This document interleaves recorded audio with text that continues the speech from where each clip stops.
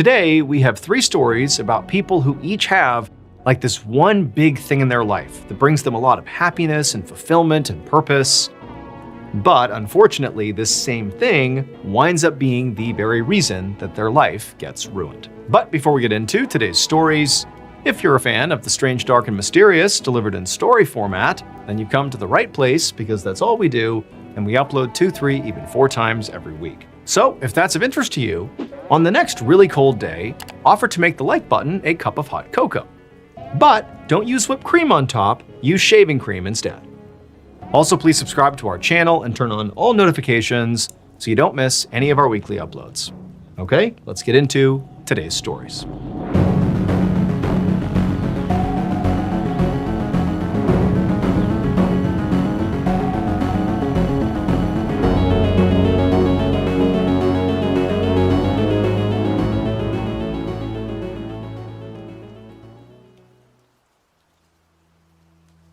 One afternoon in June of 1993, a movie director named Xie Jin sat on a couch in a production studio in the city of Yinchuan, China. He was with a few members of his production team, and they were in the middle of auditioning what felt like the 100th terrible actor for the lead role in the film that he was directing. However, this was not an ordinary lead role. The lead role for this film was going to be a dog. So the movie was called An Old Man and His Dog, and it was based on this popular novel about a man living during a period of war in China with his loyal yellow dog. People had really responded to the story in the book because it captured just how devastating war could really be on rural communities, and a lot of people in China had seen themselves in the characters in this story. At this point, Jin had already cast the film's human actors, but the dog's role was by far the hardest to fill, and obviously the most central to the movie. He and his team had hosted a bunch of casting calls already and advertised to the public to ask if anybody had a dog that looked like the one that was in this book. And tons of people had answered this ad, but none of the dogs that they brought in were good enough for the film. And the reason for that is Jin knew, the dog needed to look the part, but it was more than that. Like, the dog also had to be compelling and charismatic despite being a dog. I mean, this dog was the hero of the story and the soul of the movie. So it really had to project loyalty and bravery and goodness on screen and sort of come across also as gentle and sweet enough that audiences fell in love with it. But now, as Jin watched yet another anxious, poorly trained dog actor scurry around the room, he felt this wave of anxiety. Jin was starting to feel worried that, maybe the reason all these dog actors were not working out is because maybe the perfect dog just didn't exist. And if that was true, then his movie would not be good. Like, he would have a bad actor in the lead role and it would flop.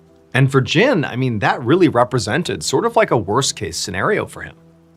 So decades earlier, in the 1950s, Jin had been this prolific director in China, and he had won many prestigious awards. But during China's Cultural Revolution, which was a period of unrest in the country in the 1960s and 70s, Jin had been ostracized by the public because of his largely unpopular political views. And ever since then, he had been struggling to regain his status as a celebrated filmmaker. And so the chance to adapt this brilliant novel, which was touching and tragic and already beloved by the public, was like his opportunity to prove himself and get back on top. And he knew that, if the movie failed, he was old enough that he would very likely not get another chance like this, and he might be completely forgotten about. And so now, as this dog's audition came to an end, and obviously this dog was not going to be a fit, Jin's just sitting there feeling kind of hopeless, and Jin's producer walked up and led the anxious dog and its owner out of the room, and Jin at this point was so busy worrying to himself about how this movie was destined to fail now, that he barely noticed his producer bringing in the next dog and owner. But when Jin looked up, and he actually looked at the dog that was now standing in front of him, the 101st audition he was seeing that day, he just stopped and practically gasped, because sitting in front of him, right in the middle of the room, was now this new dog that looked exactly like how he had pictured the one from the book. It was shaggy and big and yellow-haired and had this eager-to-please look in its eyes that made Jin instantly feel like he was connected to it. The owner who had come in with this dog was a young, friendly guy in his 30s who introduced himself as Chung and he explained that he had just started a dog training and breeding company. And so having his dog cast in this movie would be a really big deal for his new business and would definitely help get his name out there. So this was like high stakes for him too. Now, Jin did not love the fact that, Chung had just begun this dog training and breeding business, so it meant that very likely he was pretty inexperienced with this dog actor. However, when the actual audition began, any worries Jin might have had completely vanished. Throughout the entire audition, Chung skillfully directed this dog like he'd been doing it for his whole life. And the dog was obviously really smart and followed all the commands. He was, really well trained. And it just seemed like the dog was really devoted to Chung, because it really did exactly what Chung asked every single time. But more than that, as Jin watched this audition, it really felt like this dog didn't just look the part, it acted the part. This was the dog he wanted in his movie. And so after only a few minutes, Jin stopped the audition and he told Chung, "You and your dog have got the job." They began filming the movie just a few days later, and basically as soon as they started, all the worries Jin had had about maybe this movie not doing so well just completely vanished. Because, just like he'd anticipated, this dog really was perfect. It obeyed his owner, Chung, without hesitation, same as it had during the audition. And the camera just loved this dog. The dog had this very sweet, tender quality to it that really came out anytime the actor playing the old man interacted with it, which is exactly what Jin had hoped for. And so Jin knew this dog was going to steal the hearts of everybody who saw it on screen. This was exactly what he wanted. And so Jin just disappeared into the making of this film. He poured all his focus, all his passion into each and every frame. And by the time production finally wrapped a few months later, Jin was sure they had just made a masterpiece. And Jin was right. The movie was released to rave reviews, and it seemed like everyone who saw it loved it. Not only was An Old Man and His Dog recognized as one of China's top films of the year, but also it was widely regarded as an instant classic worldwide. And so Jin knew that he had accomplished his goal here, and that his career now had a new beginning. A year and a half later, on an evening in late January of 1995, Jin was reading a script in his living room in the city of Shanghai, China. So the huge success of An Old Man and His Dog had meant that Jin was once again in very high demand, which meant he got lots of phone calls and people wanted him to read their scripts, and he was basically just getting to pick and choose what he wanted to do next. This was like best case scenario for him. So as Jin is sitting there, when his phone rang, because his phone again was ringing all the time these days, he assumed it had to be one of his producers who wanted to talk about one of the many scripts they were looking at. However, when Jin answered the phone, it was one of his producers, but what they said to him completely stunned Jin. His film, An Old Man and His Dog, apparently was being banned. Jin, when he heard this, he just sat there for a moment, unable to actually respond to this. This didn't make any sense. Why in the world would this wholesome movie about an old man and his dog get banned?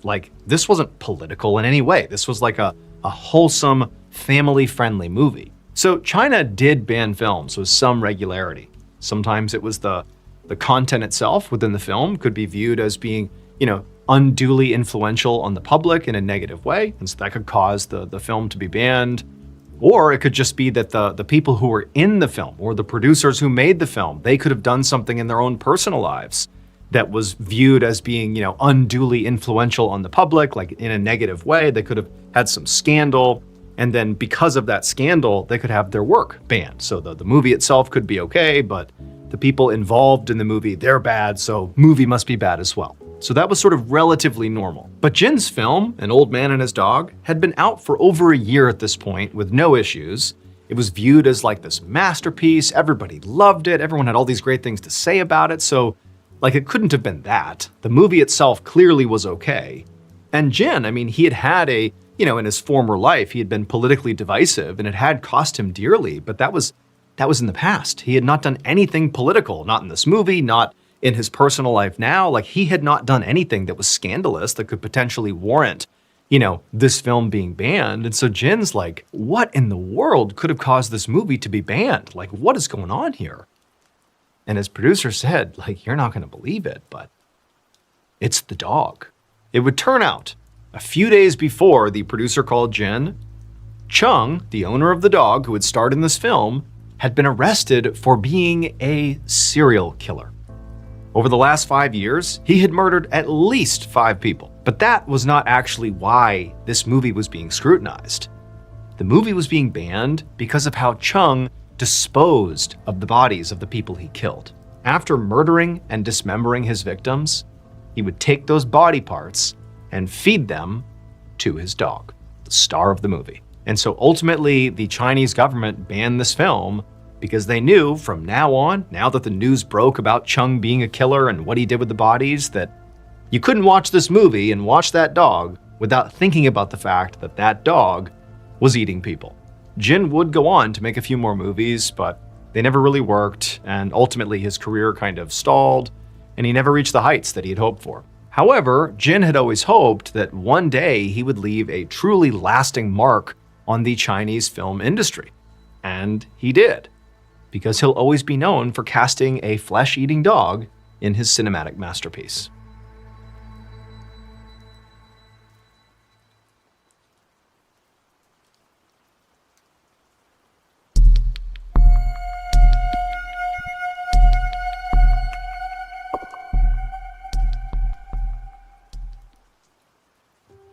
One evening in December of 1966, an 8-year-old girl named Elaine Ellery hurried after her parents as they walked towards this large factory in Norfolk, England. Elaine was so excited about the night ahead here that she was literally skipping as she walked along. So this factory was where her father worked, and they were having their big annual Christmas party.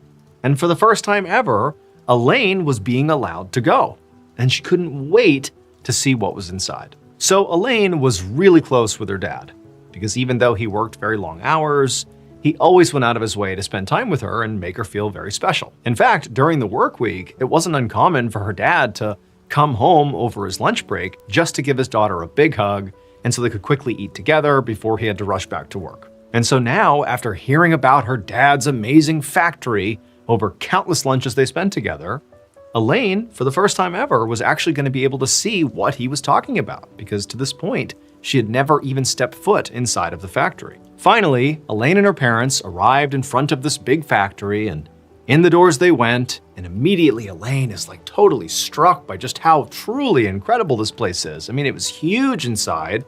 It was already packed with people who were chatting about. There were all these other coworkers and their kids and their families, and Christmas music was playing, and all she could smell was apple cider and baked goods. And she looked around and she saw the whole interior of this great entry room they had walked into was beautifully decorated for the holidays. There was tinsel and there were all these things hung up everywhere, and there was even fake snow all over the place to give it like a true Christmas vibe. And so Elaine, I mean, she had really high expectations of how grand this place was going to be, and so far, it had more than lived up to its expectations. I mean, this was really like an incredible thing. So she was delighted, and the whole night she just ran around the party holding her dad's hand, looking at the machines and meeting his coworkers and eating all these treats. I mean, it was really just an incredible time. I mean, the evening was a whirlwind for her, and before she knew it, Elaine was exhausted and back in the car, driving home, drifting off into a very happy sleep. The rest of Elaine's childhood was very charmed. I mean, basically, she and her dad stayed very close. You know, they went to that Christmas party every year after that first time she went, and it was always such a fun event. And Elaine and her dad continued to have those lunch breaks during the work week. And, you know, by the time Elaine was getting old enough to start thinking about, you know, starting a family of her own, she thought hard about the values that her father had instilled in her. One was her dad clearly worked very, very hard. And the second one was her father clearly prioritized family over everything else. You know, as inconvenient as it was for him to come home on his lunch break practically every day, you know, taking a break from, you know, backbreaking work in the factory, he still did it because he wanted his daughter to feel prioritized and special. And so she knew when she had a family of her own, she would act like her father. So you can imagine how Elaine felt in 1983 when Elaine was 25 years old, and by this point, she'd gotten married, she had 2 kids of her own, she was living up to the example her father had set for her. You can imagine how she felt when that year her father passed away. I mean, for Elaine, this was like earth-shattering. I mean, she knew he was getting older, and It wasn't wholly unexpected that he passed, but for Elaine, I mean, this truly was like devastating. I mean, her father was like her rock. She had really modeled her whole life on her dad. However, after that initial really intense grief period ended right after the death of her father, Elaine was able to, have a moment of reflection, and she realized that, as devastating as it was that he was gone now, in a way, because of the way she had built her life, prioritizing family and, living like her dad, that in some ways, even though he was gone physically, spiritually, he was very much still with her and always would be. Fast forward 41 years to one afternoon late in the summer of 2024. And Elaine, who was now in her late 60s, was sitting at her kitchen table in her Norfolk home reading the newspaper. So Elaine had retired just a few years ago. And so now her life was pretty much exclusively about her family and about, slowing down and truly being retired. And in some ways, the timing couldn't have been better for her to start slowing down because lately, Elaine had been feeling absolutely exhausted, which was odd because Elaine felt like, even though she viewed her retirement as a chance to slow down, that she would likely have more energy because she wasn't working anymore. And so her slowing down would sort of be by choice, not because she literally couldn't keep up anymore. But lately, it was like Elaine had zero energy. It's like all she could do was sit in place and either read or call her kids, and that was basically it. But on this particular day, as Elaine just sat in the kitchen reading the newspaper, despite not physically really doing much at all, she suddenly started to feel winded, like she had been running around or something, like it was hard to catch her breath, and it scared her. She put the paper down and she sat there for a minute trying to calm herself down, telling herself this is just like a panic attack or something. But it didn't go away, and she really was struggling to breathe. And so she decided she would get up and go get a cup of water and just, take a sip of water and calm down. But when she stood up and began walking over to the sink to get water, like this sensation she was having just got worse and worse. And by the time she was at the counter, she's like holding on to it just to stay up on her feet, and she's trying to sip the water, but she's still like unable to breathe. And she realized that this, combined with this, recent really intense fatigue, meant something had to be wrong here. Like this was not something she could just write off. And so she hobbled her way over to the phone, she picked it up, and she called her doctor. Not long after, one of Elaine's children came by, picked her up, and drove her to the hospital. And by this point, Elaine, she had calmed down a little bit, but still that experience of really not being able to breathe really had shaken her up. And so Elaine, she goes into the doctor's office and she sits down in the exam room and she explains to her doctor what's been going on and what just happened that day. And not long after that, her doctor got a series of tests done, and eventually Elaine got an answer from those tests that explained all of her symptoms. However, that answer made Elaine look at her childhood, her charmed childhood, in a completely new and disturbing way. It would turn out, decades earlier, Elaine's father really had been setting a great example by working very hard and always prioritizing his family and always prioritizing his daughter. But what her father didn't know at the time, in fact, many people didn't know at the time, was that his work itself was actually putting his family at risk. At this time in the UK, most factories, like the one Elaine's father worked at, made products that contained asbestos. So asbestos is a substance that was used very widely for decades to construct structures primarily. Like in construction, it was used a lot. In fact, it was so common that basically any house or building built before the year 2000 likely was made with asbestos inside of it. And so when Elaine was growing up in the 1960s, asbestos was, naturally still being used all the time, and her father obviously encountered it daily at his work. But even though they didn't know it at the time, this was a huge problem for Elaine and her family, and really for anybody else who was living a life that was similar to theirs. Because asbestos was eventually found to be highly toxic and known to cause a very specific type of very aggressive and very deadly cancer that can sometimes take decades to develop. It was the very kind of cancer that Elaine's father had died from in the 1980s. And unfortunately, it was the very kind of cancer that Elaine was diagnosed with in 2024 following that, difficulty breathing and fatigue spell. And then she would eventually die a year later in 2025 from that cancer. And so in a tragic twist of fate here, Basically, it was because of how close Elaine was with her father growing up that she ultimately contracted the same disease that he did. I mean, there's no question he got that cancer because of his exposure to asbestos in the factory. But he would come home from the factory, like over lunch, he'd come home and he'd have lunch with Elaine, and he wouldn't change. He'd give her a big hug. They'd have their lunch break together. He's putting asbestos on his daughter, not knowingly, but he's covering her in this toxic substance. And then when he would bring her to the Christmas party, all that white snow on the ground was not snow, it was asbestos, but they didn't know it was toxic. And so ultimately, it really was because of how much she loved her dad and how much he loved her that ultimately killed them both.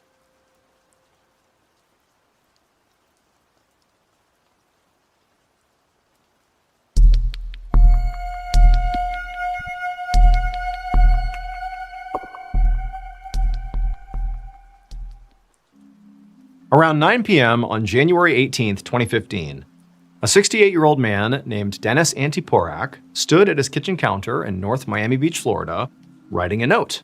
And this note was for his wife and for his adult daughter, Laura, who lived with them. And all he was doing was letting them know that he was going to be stepping out, but he'd be back in a couple of hours. Now, for Dennis, it actually was not that unusual for him to go out this late at night. This was kind of routine. He would often leave the condo where they lived, and he would go down the street to this diner called Denny's, which is a big chain in America.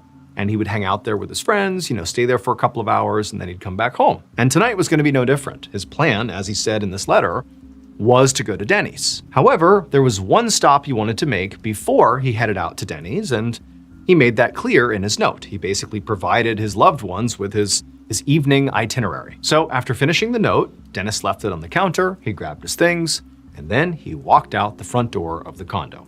Several hours later, around 2 a.m., Dennis's daughter, Laura, paced around the living room of the family's condo with her cell phone to her ear.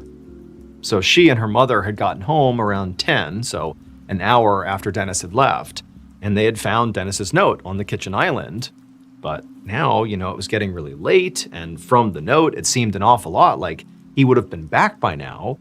And so now Laura was trying to call her dad to figure out what was going on. However, every time Laura dialed her dad's number, it just went straight to voicemail. And so again, now that it's like 2 a.m. and she's starting to worry about her dad, she knew that he had gone to Denny's, the diner down the road, and so she looked up the number for that restaurant. It was open 24/7, and she called the Denny's. However, when a worker at Denny's answered the phone and Laura asked them, hey, is my dad there? Because by this point they would know him. He went there all the time. The worker said no, he hadn't been in at all the whole night. And so after hearing this, Laura was baffled. Like, where else could her dad be? But then she remembered the note, because her dad said before he was going to go to Denny's, he was going to make a pit stop. And so she looked at the note again, and she was like, that's where he has to be. He's got to be upstairs. So upstairs in this condo complex was a whole bunch of amenities that this place offered for its residents. There was a big gym and a pool, and there were common areas and relaxation rooms and all these different things up there.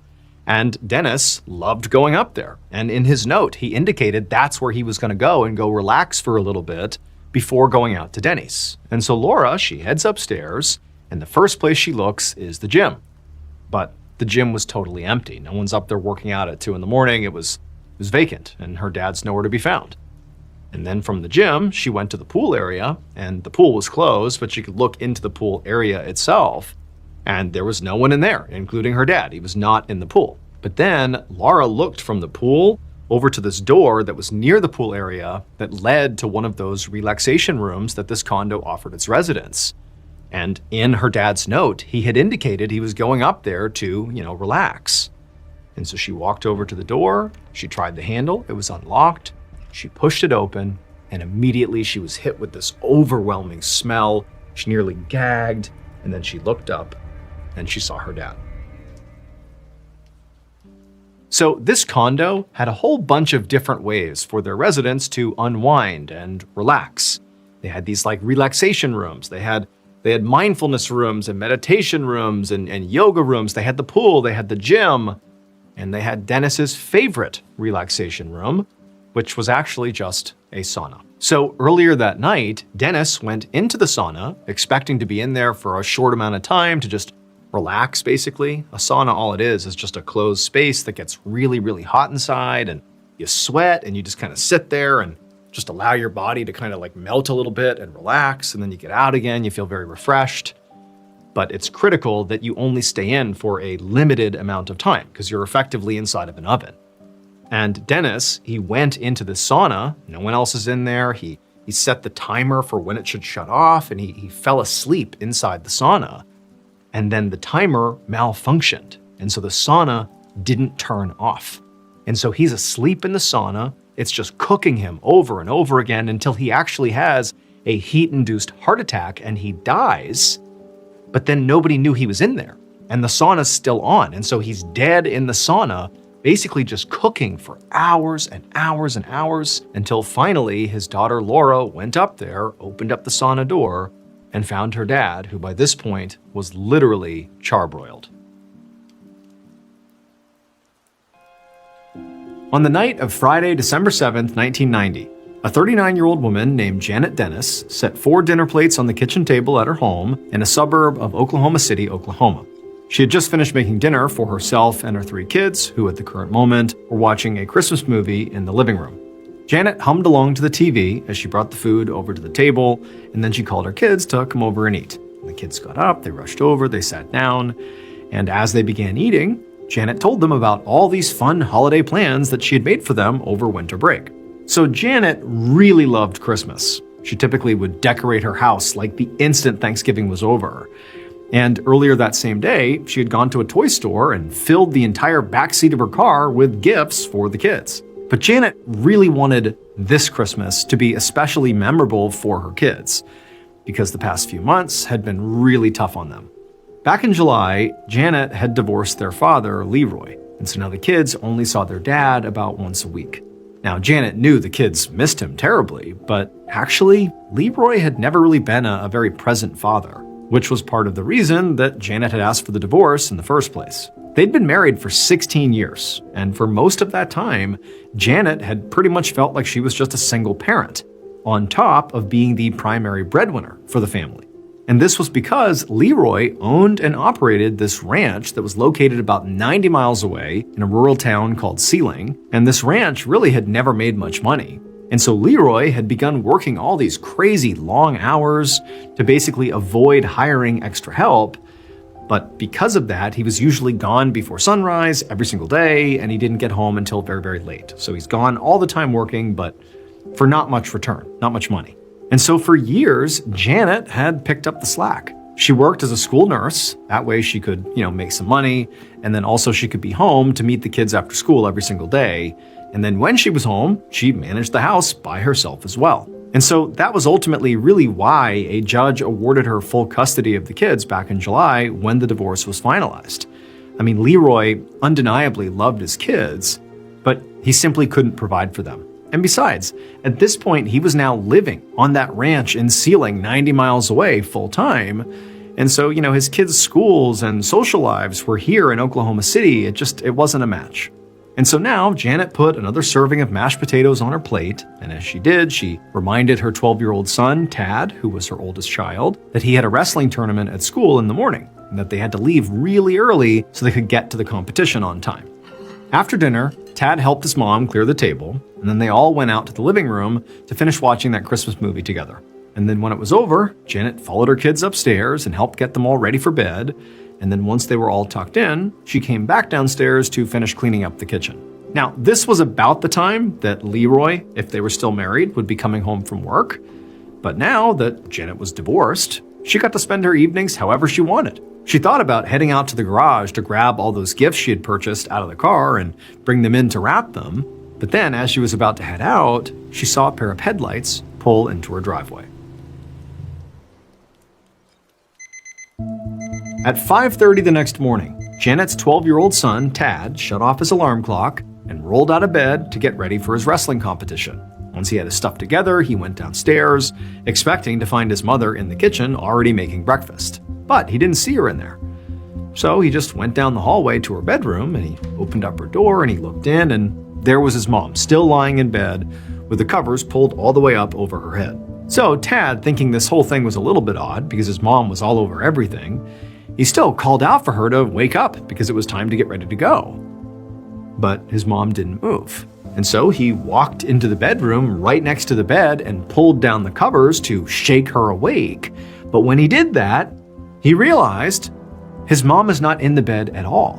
What he was looking at underneath the covers was actually a pile of pillows, arranged to make it look like she was still sleeping in bed, which was really weird because to Tad, it now seemed pretty obvious that his mother had actually left the house, but for some reason, she seemed to want him to think that she was still home. And so just to make sure, Tad left the bedroom and ran to the garage to check. And sure enough, his mother's car was gone. And now Tad, he really didn't know what to do, because in his entire life, his mother had never just left without telling him. And so Tad went back to the kitchen and he looked over at the clock on the oven and saw it was already 6 a.m., which meant he was already going to be late to his wrestling tournament. He wondered if maybe his mom had just run out to the gas station or something quick like that and she'd be home any minute. But a few more minutes passed by and she still didn't come home. And so at this point, Tad was becoming really anxious and he started to worry that his mom had maybe gotten into a car accident or something. So he did the only thing he could think of. He went over to the kitchen phone and he called his dad, who was out at the ranch in Sealing. And when his dad picked up, he told him everything that was going on. Now, Leroy was, admittedly sort of confused by this whole thing, but he told his son, don't worry, your mom's going to be home any minute, I'm sure of it. But he also told him that just in case, he would start driving over to their house right now, just to make sure everything was okay. 2 hours later, Tad heard the sound of his father's truck pull into the driveway. And the instant he heard it, he jumped off the couch to go unlock the front door. When his dad walked into the house, the first thing he asked his son was, is Mom home? And Tad said, no, she's still not here. Leroy nodded, but reassured his son that, his mom was going to be home soon, that she would have a good explanation, it's okay. But, as Tad followed his father all around the house at this point, basically looking for Janet and looking for any sign of maybe where she had gone, Tad began to notice a look of concern growing on his father's face. And that sort of gave Tad this sick feeling in his stomach that maybe something's really wrong here. And then, sure enough, at some point, his dad, after searching the whole house and just sort of standing there for a moment, he turned to Tad and he said, we got to call the police. 2 days later, on Monday, December 10th, Lieutenant Detective Craig Gravel with the Oklahoma City Police District knocked on the door to Janet Dennis's house. He had spoken on the phone that morning to Janet's ex-husband Leroy, and now he heard Leroy's voice again, but from inside of the house right in front of him, calling to his kids to go on upstairs for a minute. And then a moment later, the door opened and Leroy invited Gravel inside. So even though it had been 2 days now since Leroy had called 911 and reported Janet missing, Gravel had only just been assigned to her case that morning. His captain had wanted to wait out the weekend before investigating formally because there had been no signs of violence at her home, and generally speaking, most adults who get reported missing show up within 48 hours. But that morning, when the case landed on Gravel's desk and he had begun reading over the details, his gut told him that something had happened to her. From all appearances, she was a very responsible and loving mother with no history of just disappearing like this. So, Gravel had immediately put out an alert to all the police stations in the area to be on the lookout for Janet's car, which was a red Chevy Blazer. And then he had called Leroy and asked if they could speak. And so now, Detective Gravel stepped inside of Janet's home, and right away he noticed how tidy and how covered in Christmas decorations it was. I mean, the whole house seemed so festive, which made Gravel think that Janet very likely had planned to be home for the holidays. And so he followed Leroy into the kitchen, they sat down at the table, and the first question he had for Leroy was, have you heard from Janet since we spoke this morning? But Leroy said no. He said all he knew was that Janet had disappeared at some point between maybe 9 p.m. on Friday night when the kids went to bed and they had seen her when they went to bed, and 6 a.m. the next morning when Tad had called him saying, Mom's not here. And Leroy said, despite the fact that, Janet is his ex-wife and there wasn't a whole lot of love lost there, he said he was really worried because Janet would never just leave their kids alone. Never. However, he did tell the detective that while he had been just walking around the house for any clues about where she might have gone, he said he had noticed that her toiletries bag was gone. So now he didn't really know what to think. That sort of did suggest that maybe this was planned, but just very out of character. Gravel nodded and then asked Leroy could he think of any place that Janet might go to, maybe to go blow off steam or something, like some place if she was really stressed, where would she go? Leroy said, in the past, Janet had gone to Las Vegas to gamble, but again, she would never just go without warning and also would never just leave the kids unsupervised.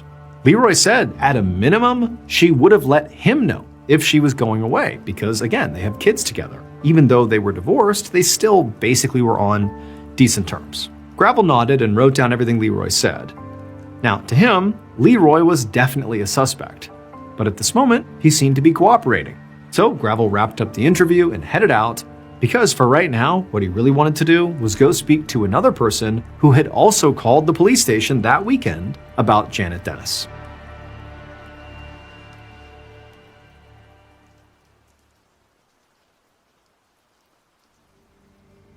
Later that morning, so on Monday, December 10th, 1990, Detective Gravel pulled up to the home of Arthur Olson, who was Janet's father.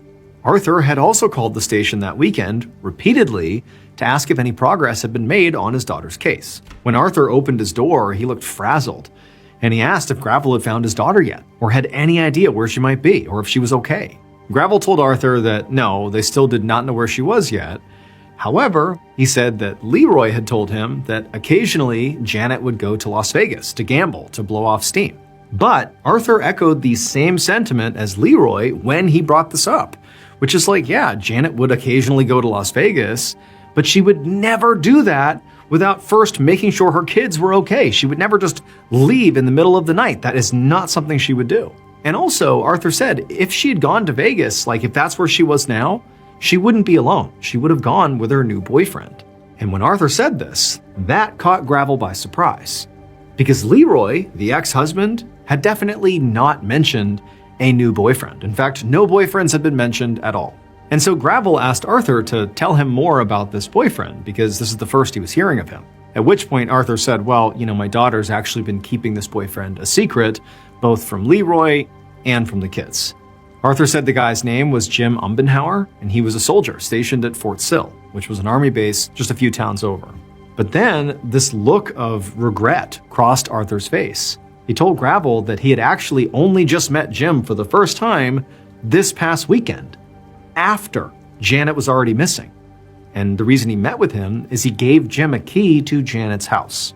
Gravel at this point looked up from his notepad and asked Arthur, what does that mean? Why did you do that? Now, Arthur went from looking regretful to looking straight up embarrassed, as he explained.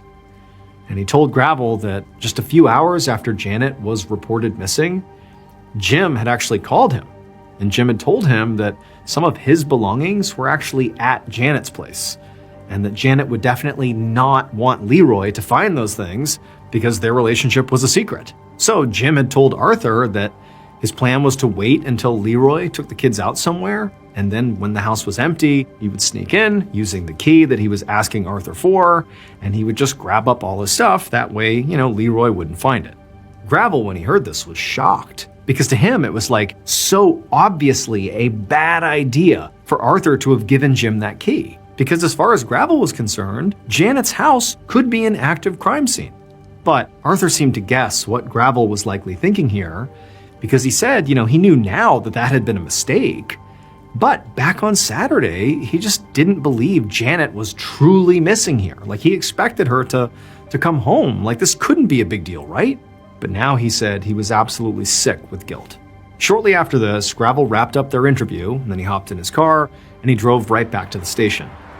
His top priority now was to track down the secret boyfriend, Jim Umbenhauer. But as soon as he got back to his desk, he learned there was actually a more pressing lead for him to follow up on. Janet's car had been located at the Oklahoma City airport. An hour later, Detective Gravel turned his car into the long-term parking garage at the Oklahoma City airport. He was there to follow up on a lead about Janet Dennis, who had disappeared from her house overnight on Friday, leaving her 3 young kids unattended. And right away, Gravel saw another police cruiser at the far end of the garage, parked behind a Chevy Blazer, Janet's Chevy Blazer. And so Gravel, he pulled up behind the other cruiser, and then he got out and just began walking around Janet's car, getting a look. And eventually he walked up and cupped his hands over his eyes so he could look through the window into the back seat. And when he looked in there, he saw it was completely full of new toys, which he assumed were Christmas presents for her kids. And when Gravel saw those presents, he instantly had a bad feeling in his stomach, like his gut was telling him that Janet did not drive her car to this location. Somebody else did. And also, at this point, Gravel also had proof that she wasn't in Las Vegas. So right before Gravel had come out to the airport, his team had called into this centralized database that could access all of the hotel reservations in the Las Vegas area, and there were no reservations anywhere in the entire city under Janet's name. Now, of course, she could be there with somebody else, maybe under their name, but this at least suggested, very strongly suggested, that she was not there. And so now, Gravel was confident that Janet had not skipped town for some spur-of-the-moment gambling trip. Now, at this point, if something had happened to Janet, well, Gravel's primary suspect at this point was Janet's new boyfriend, her secret boyfriend, Jim Umbenhauer.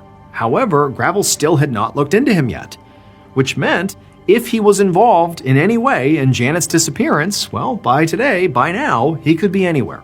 And so as Gravel is thinking about this, he was interrupted by the sound of a vehicle approaching. And he turned and he sees a car pull up right behind his cruiser. And then after they parked, this guy got out wearing a full army uniform, and he walked over to Gravel and he introduced himself as Jim Umbenhauer. Late that afternoon, Gravel sat in an interview room at the station across from Janet's secret boyfriend, Jim Umbenhauer, and Jim was hooked up to a polygraph machine. So back at the airport, Jim had claimed that he'd been worried sick about Janet all weekend, and he'd been literally driving around town looking for her car. He claimed he had no idea that the car, or Detective Gravel, would be at the airport when he arrived. And it had just been like a total coincidence that he had just happened to find Janet's car at the exact moment police had found it. To Gravel, this felt like a fairly obvious lie, because the chances of Jim just running into Janet's car at the exact moment that police are finding it and that he's arriving to look at it, it just felt like not possible. And Gravel figured that Jim must have already known where Janet's car was and had somehow learned that the police had found it, and so he had just sort of shown up. Gravel knew it was actually common for killers and kidnappers to actually intentionally insert themselves into an ongoing investigation of their victims to influence the investigation or just keep a pulse on what's happening under the guise of being really helpful. And right away, Gravel had gotten the sense that Jim was doing just that. So Gravel had immediately asked Jim to not only come back to the station to talk, but to take a polygraph test. And Jim had agreed. And so now the polygraph examiner, so the person actually administering the polygraph, nodded to Gravel that they were ready to start. And so Gravel asked Jim, "Why did you ask for a key to sneak into Janet's house that past weekend?" Now, Jim looked genuinely surprised that Gravel even knew about that. But he told Gravel that he had simply gone over there to get a box of love letters from Janet's bedroom that were between he and Janet. He said that Janet had wanted to keep their relationship private, especially from Leroy. As a precaution, he had, asked Arthur to get the key to go in and get the letters. And he said, the letters were actually right now out in his car. Now, Gravel knew that would be easy enough to verify, so he just moved on. And he asked Jim, "Where were you on Friday night?" which was the last night that Janet's kids had seen her. And Jim actually said that he had been at Janet's house that night, which caught Gravel completely off guard. Jim explained that he had gone over to Janet's house after the kids had gone to sleep so that he and Janet could secretly spend some time together. Now, at this point, Gravel really had to just stop for a second and collect his thoughts before asking more questions, because he really had not seen this coming. I mean, all day he had been trying to place someone at Janet's house after 9 p.m. on that Friday, and now here was Jim admitting he had been there at the house on that Friday night after 9 p.m., making him the official last known person to have seen Janet. After a minute, Gravel told Jim to just go on, tell me more about your last time seeing Janet. And Jim explained that he had stayed at Janet's house for a few hours and he had left really late to drive back to Fort Sill, because he was actually supposed to deploy to Afghanistan the very next day, but when he got back to base that night, he learned that his deployment had actually been delayed for a few weeks. So Jim said the next day he had called Janet's house to tell her the good news, that they had a few more weeks together before he went overseas. But he said Janet didn't answer the phone. A family member had, and they had said that Janet was missing. Gravel just sat back in his chair, taking all this in.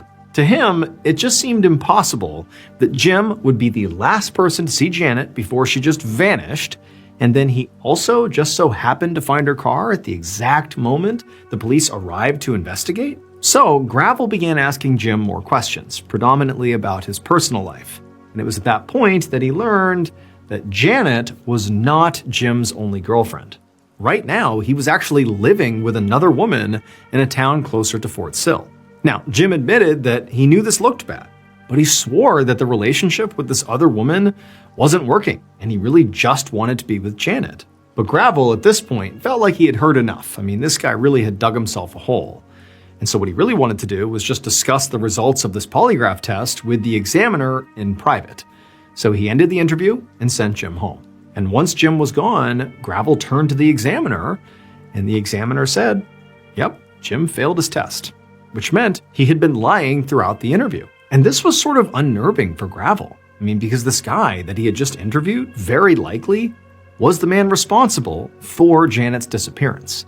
But Gravel knew that he would need more than polygraph results and sort of a gut feeling to arrest Jim and charge him with some sort of crime. Right now, he needed more evidence.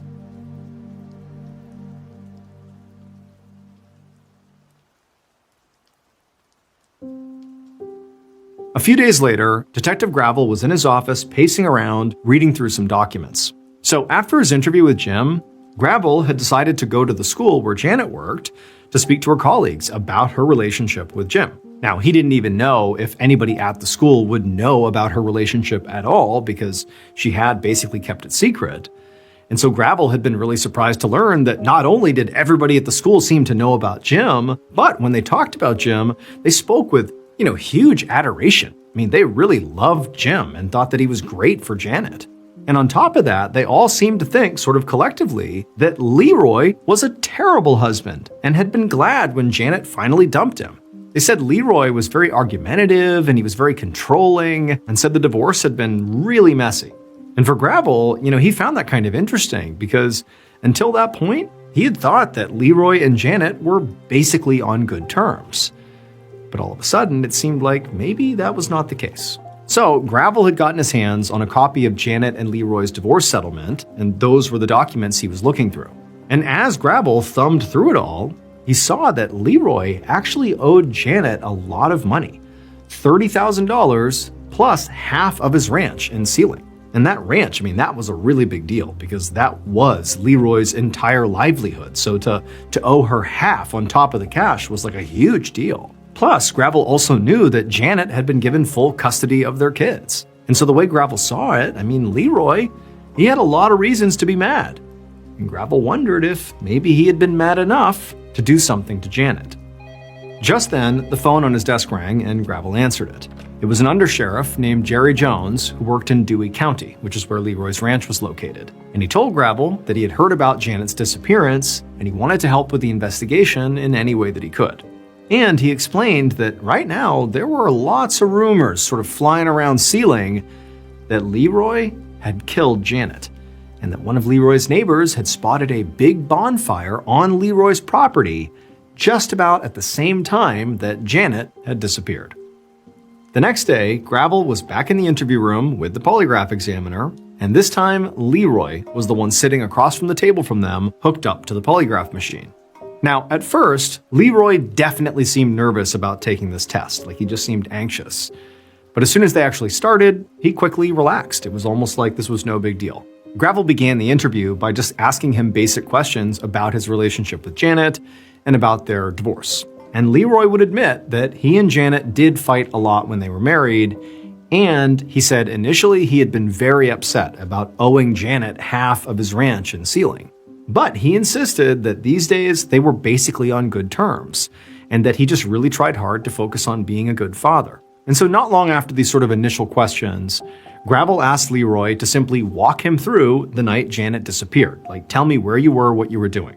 Leroy told Gravel that he had been at his mother's house that night, which was near his ranch in Sealing, and that the two of them just watched TV together and then they both went to sleep.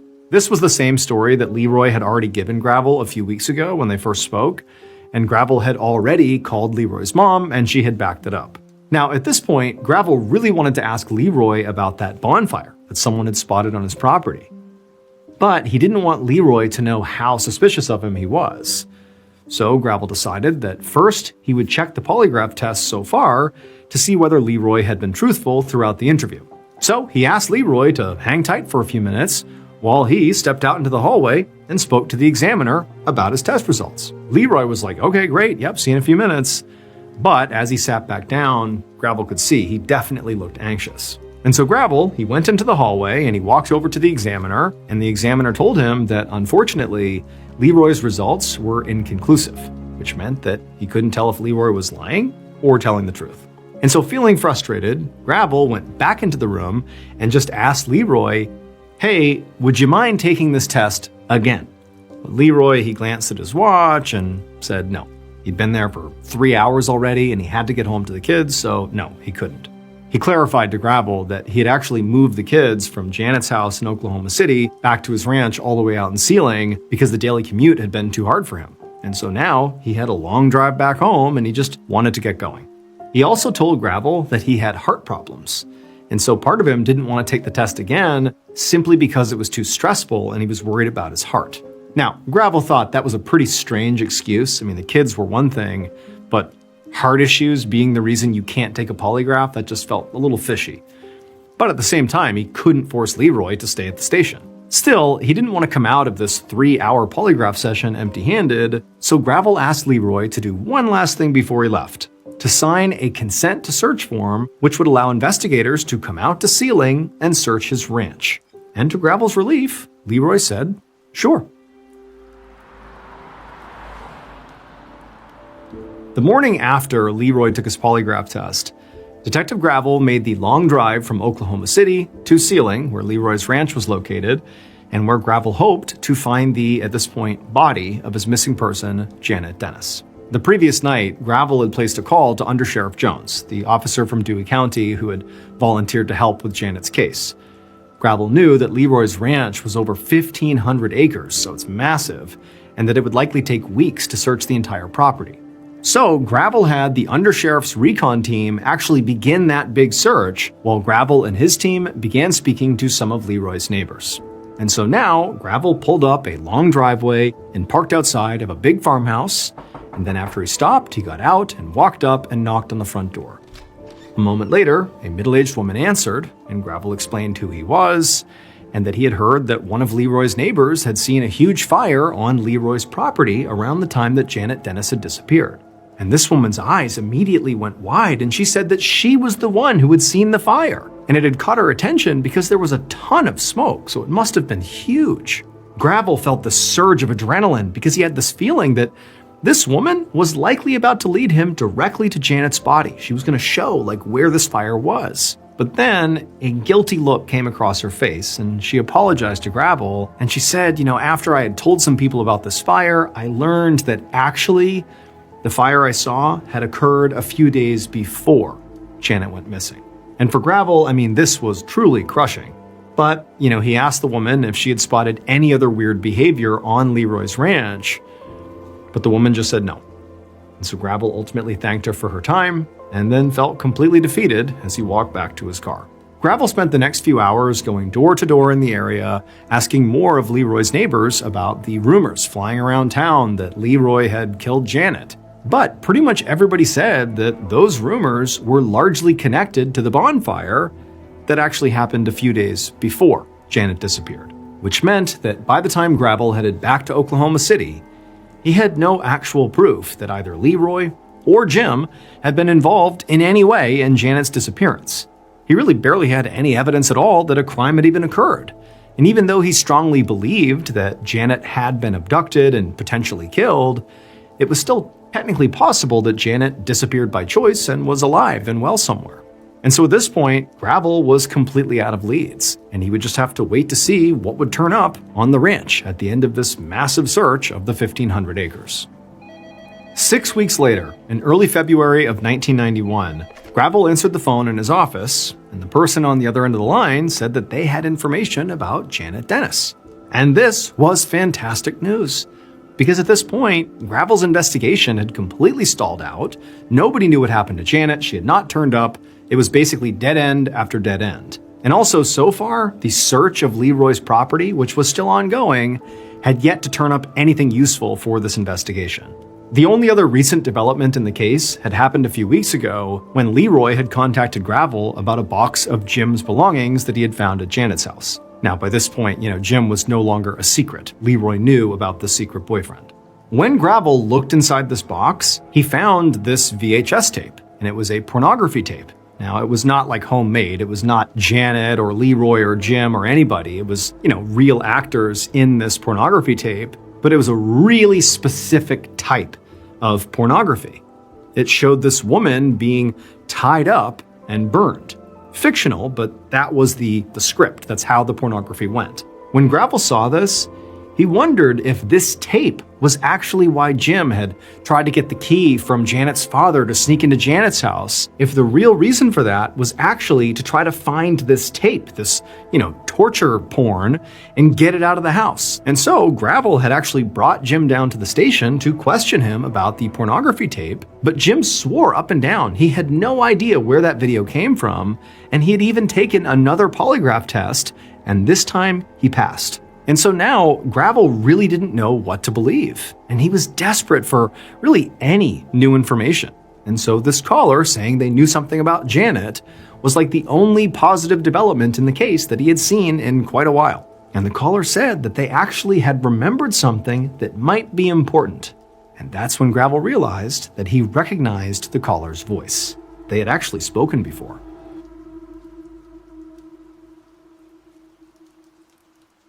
Based on forensic evidence and witness testimony, here is a reconstruction of what police believe happened to Janet Dennis on the night of December 7th, 1990.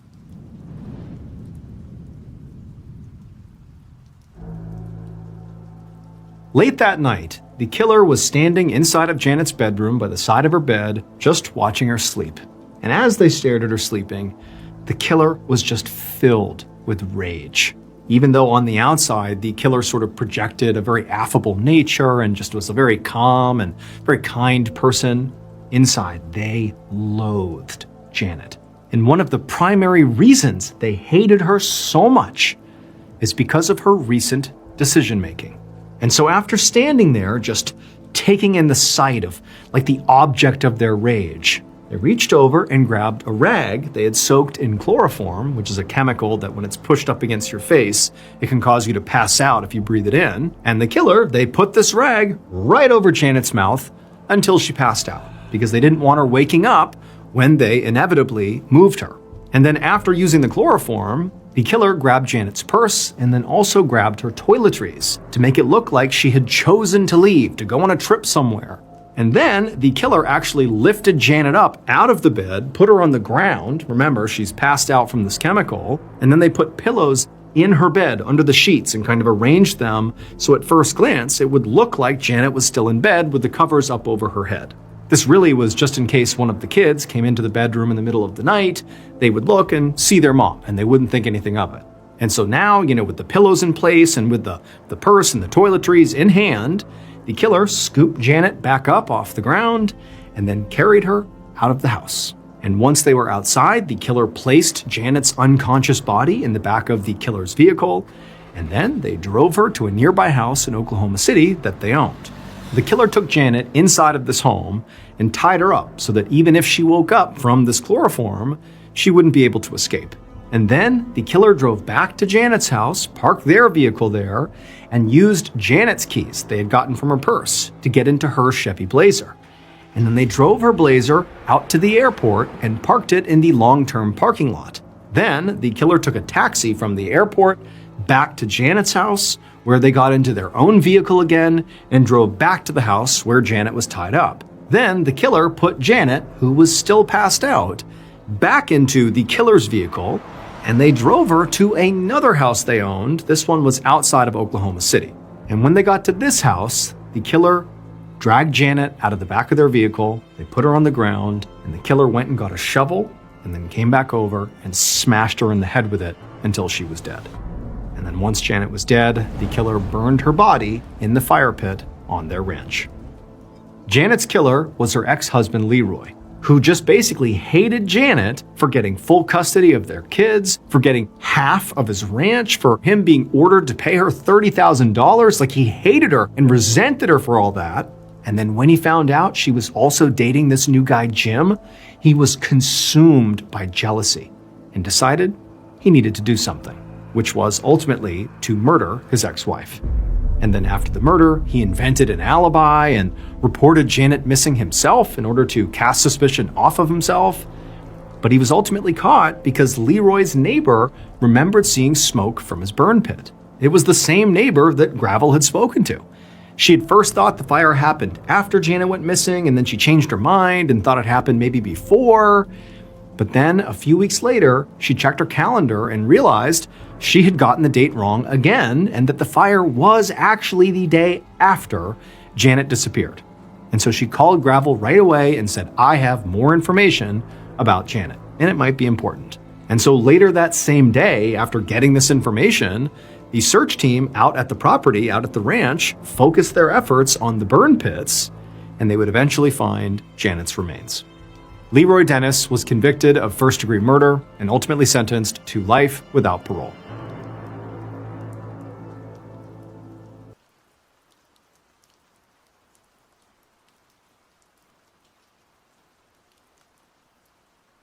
In late November of 1998, a 27-year-old woman named Surjit Athwal stood behind a heavy plastic podium at London Heathrow Airport, reviewing the customs declaration form of a tired passenger. Surjit wore a crisp navy blue uniform, her dark hair pulled back neatly, a lanyard with her identification badge resting against her chest. The arrivals terminal was an incredibly loud, massive space filled with the constant squeaking of luggage cart wheels. The overhead announcements in multiple languages and the heavy foot traffic of thousands of people moving through the corridors. Surjit spent her entire day standing under bright fluorescent lights, asking direct questions, checking stamps, and looking for anything out of place. She was very good at her job. She was confident she earned her own salary, and she interacted easily with her coworkers during their breaks in the staff lounge, drinking instant coffee and complaining about the long hours. But at the end of her shift, when Surjit walked out of the sliding glass doors into the freezing, damp English winter air and got into her car, her entire demeanor shifted. She drove out of the airport complex and merged onto the highway, heading toward the suburban neighborhood of Hayes in West London. The area was filled with long rows of identical brick houses with small concrete driveways and narrow front windows. Surjit pulled her car up to her house, turned off the engine, and sat in the driver's seat for a long time. She took a slow, deep breath, unclipped her employee badge, and tucked it away in the center console. She took off her uniform jacket, she walked up to the front door, turned the key, and stepped inside. The house was completely silent, except for the low hum of the television coming from the living room. Surjit lived in a multi-generational household. She shared the space with her husband Sukhdev, her 2 young children, and her 70-year-old mother-in-law Bachchan. In this house, Bachchan controlled absolutely everything. The older woman dictated the cooking schedules, managed the finances, and set the strict rules of behavior. Surjit walked into the kitchen, kept her head down, and immediately began washing the stack of dishes sitting in the stainless steel sink. Sukhdev sat in the other room, staring at the television, not acknowledging that his wife had come home. Surjit and Sukhdev had been forced into an arranged marriage when Surjit was just 16 years old. For over a decade, she had lived under the heavy, absolute authority of her husband and his mother. But recently, Surjit had started pushing back. Her job at the airport had given her a sense of independence and financial stability. She had started wearing Western clothes, cutting her hair, and going out with her coworkers after her shifts. More significantly, she had quietly initiated an affair with a colleague at the airport. She had finally reached a point where she could no longer tolerate the rigid, oppressive atmosphere inside the brick house in Hayes. She wanted out. A few days later, Surjit sat down at the small kitchen table across from her husband and her mother-in-law. She kept her voice completely level and stated that she wanted a legal divorce. She said she wanted to separate the finances, take custody of the children, and move out of the house. In a family deeply rooted in strict traditional values, a public divorce and an admitted affair were considered massive, unforgivable stains on the family's honor. Surjit expected a massive argument. She expected shouting threats, or for Sukhdev to throw things across the room. Instead, the house remained incredibly quiet. Sukhdev looked down at his hands. Bachchan, the 70-year-old matriarch, simply nodded slowly. She told Surjit that if the marriage was truly over, they would not stop her. But Bachchan insisted that the separation had to be handled properly with respect for the extended family. She proposed a very specific plan. She told Surjit that there were 2 large family weddings coming up in the Punjab region of India in early December. Bachchan suggested that Surjit fly to India with her attend the weddings to maintain public appearances, and while they were there, they would sit down with the extended family elders and officially transfer the land deeds and property titles in Surjit's name. It would be a clean administrative trip. Once they returned to London, the divorce would be finalized and Surjit could leave without any further dispute. Surjit was highly skeptical. The sudden cooperation felt entirely out of character for her mother-in-law. But the logic made a certain kind of sense. Transferring the property deeds in India was a necessary legal step, and attending the weddings would prevent a massive public scandal in their local community. Surjit agreed to the plan. During the first week of December, 1998, Surjit packed a large suitcase, placing several traditional dresses on top of her normal clothes. She walked into the living room, knelt down, and hugged her 7-year-old son and her 9-month-old daughter. She kissed their foreheads and told them she would be back in a few weeks. She loaded her bags into a taxi with her mother-in-law Bachchan and rode to Heathrow Airport. Surjit handed her passport to a colleague working the departure desk, smiled, and walked down the long terminal to board a commercial flight bound for Delhi. 2 weeks passed in London. The weather grew colder, and the neighborhood of Hayes was decorated for the holidays. Surjit's brother Jagdish lived a few towns over. He had a very close relationship with his sister and knew all the intimate details of her marital struggles and her plans for the divorce. He had been trying to call her mobile phone for days, but the line constantly went straight to a generic voicemail box. He figured the cellular reception in rural Punjab was just poor. But on the morning of December 18th, he received a phone call from India. It was a distant relative calling from a landline in Punjab. The relative casually mentioned that Bachchan had just left for the airport to fly back to London. Jagdish asked to speak with Surjit. The relative paused, sounding slightly confused. They told Jagdish that Surjit had not been seen at the family house in days. Jagdish immediately hung up the phone and drove straight to the brick house in Hayes. He pounded his fist against the wooden door until his brother-in-law Sukhdev finally opened it. Jagdish demanded to know where his sister was. Sukhdev stood in the doorway, his expression completely blank. He told Jagdish that while they were in India, Surjit had suddenly packed a small bag, walked out of the family compound, and run off with another man. He claimed she abandoned the family and did not want to be contacted. Jagdish pushed past Sukhdev, walked into the living room, and demanded proof. Sukhdev calmly walked over to a small wooden desk, opened a drawer, and pulled out 2 pieces of paper. He handed them to Jagdish. They were letters allegedly written by Surjit. The letters stated that she was tired of her life, that she had found a new lover, and that she was voluntarily giving up all custody of her children and abandoning all claims to the family property. Jagdish stared at the paper in his hands. The letters were entirely typed out on a computer. There was no handwritten signature. The phrasing was highly formal, completely devoid of Surjit's normal vocabulary or speech patterns. She had left her 9-month-old daughter back in London. Jagdish knew with absolute certainty that his sister would never abandon her children under any circumstances, and she definitely would not do it via a typed, unsigned letter. Jagdish walked out of the house, got into his car, and drove directly to the local Metropolitan Police station. He walked up to the front desk and reported his sister missing, explicitly stating that he believed his brother-in-law and mother-in-law were lying about her whereabouts. The detectives in London opened a missing persons file and drove out to the house in Hayes to interview Sukhdev and the newly returned Bachchan. The mother and son sat in their living room and repeated the exact same story. They said Surjit was unhappy she wanted a divorce, and she simply ran away while they were visiting relatives overseas. They handed the typed letters over to the police. The detectives looked around the house. There were no signs of a struggle, no blood, no physical evidence of any crime. The house was just a normal suburban residence. The investigators hit a massive jurisdictional wall. Because Surjit had supposedly gone missing in the Punjab region, which is over 4,000 miles away from London, the Metropolitan Police had absolutely no legal authority to conduct a physical search, secure search warrants, or interrogate citizens in India. The UK detectives sent the typed letters to a forensics lab, which confirmed there were no usable fingerprints and no way to prove who actually typed the words. The police forwarded the missing persons report to the local authorities in Punjab.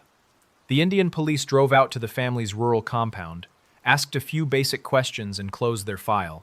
They classified it as a domestic dispute and an adult woman who voluntarily left her home. Months turned into years. The calendar rolled over into the new millennium.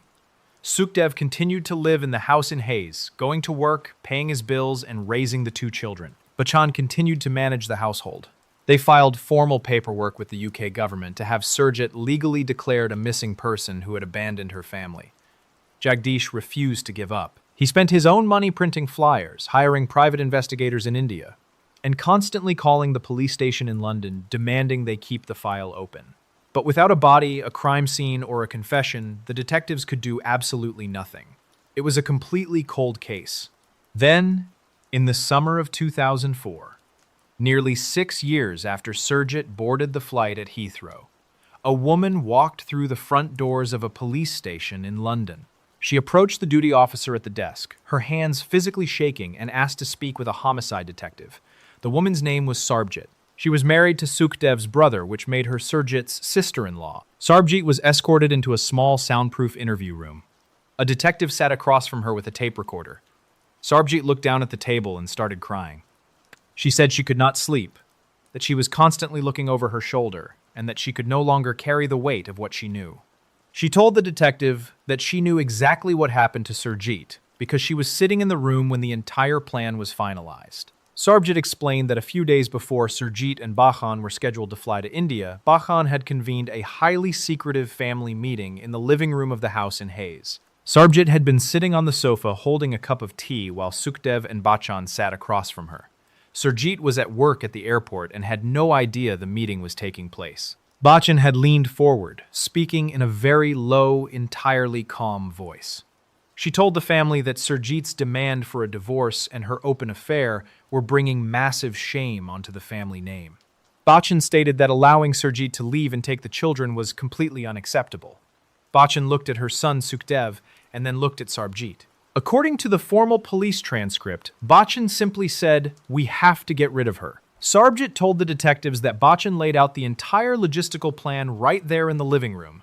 The wedding in India was just a fabricated trap. Bachchan was going to lure Surjit thousands of miles away from the protection of the UK legal system to a rural area where the family had extensive connections and influence. Sarbjit said she sat on the sofa completely paralyzed by the authority of the 70-year-old matriarch. She knew that if she warned Surjit or called the police, Bachchan would simply turn the family's wrath onto her, so she stayed quiet. She watched Surjit pack her bags. She watched her kiss her children goodbye. And she kept her mouth shut for 6 years while the family forged the letters and lied to the police.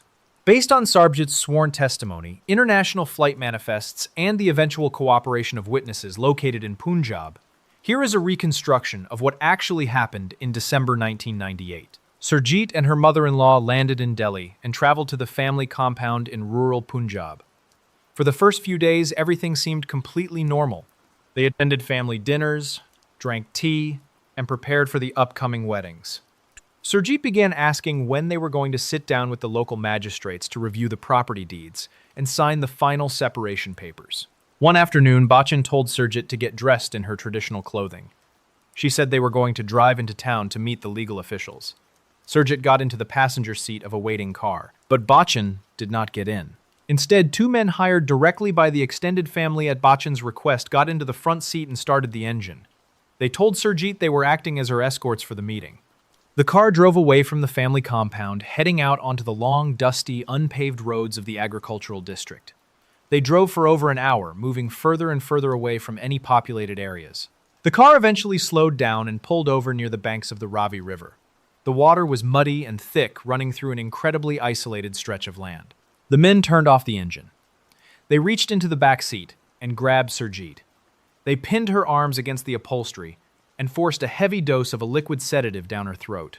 Surjit struggled against the men, kicking her legs against the back of the seats, but the drug moved rapidly through her bloodstream, making her muscles incredibly heavy and uncoordinated. Once she was completely incapacitated, the men pulled a thick length of rope from the floorboard. They wrapped it tightly around her neck and pulled the ends in opposite directions. When it was over, the men opened the car doors, pulled her body out onto the dusty embankment, and carried her down to the edge of the water. They threw her into the Jawi currents of the Ravi River and watched as she sank below the surface. The men got back into the car, drove back to the family compound, and informed Bachchan that the job was finished. Bachchan paid the men, packed her bags, and flew back to London to sit in her living room and wait for the police to ask their questions. The Metropolitan Police immediately arrested Sukhdev and Bachchan Athwal. In 2007, the mother and son stood trial at the Central Criminal Court in London, known as the Old Bailey. The prosecution presented the forged letters, the detailed travel logs, and the highly compelling emotional testimony of the sister-in-law Sarbjit, who had finally broken the family's code of silence. The jury found both Sukhdev and Bachchan guilty of murder. Bachchan, who was 70 years old at the time of her conviction, became one of the oldest women in British legal history to receive a life sentence for orchestrating a murder abroad. Surjit's body was never recovered from the Ravi River. A family can sit in a quiet suburban living room, drink cups of hot tea, and calmly organize a conspiracy that spans across 2 continents, using the physical distance of the world to hide their actions. The threat comes from the people sitting directly across the table. But sometimes a completely unprovoked lethal threat does not come from a family member or a hired stranger. Sometimes a person can be walking outside on a bright, sunny afternoon surrounded by hundreds of people, completely unaware that someone sitting high up in a building miles away has just adjusted the magnification dial on a scope and placed a crosshair directly on the back of their head.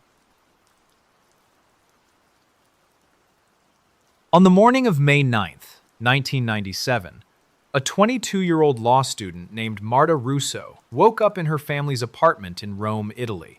She walked into the kitchen, poured herself a cup of dark espresso, and sat at the small wooden table. She reviewed her handwritten notes for an upcoming exam. Marta was a highly disciplined person. She was a national-level competitive fencer, spending hours every single week in the gym practicing her footwork and her lunges.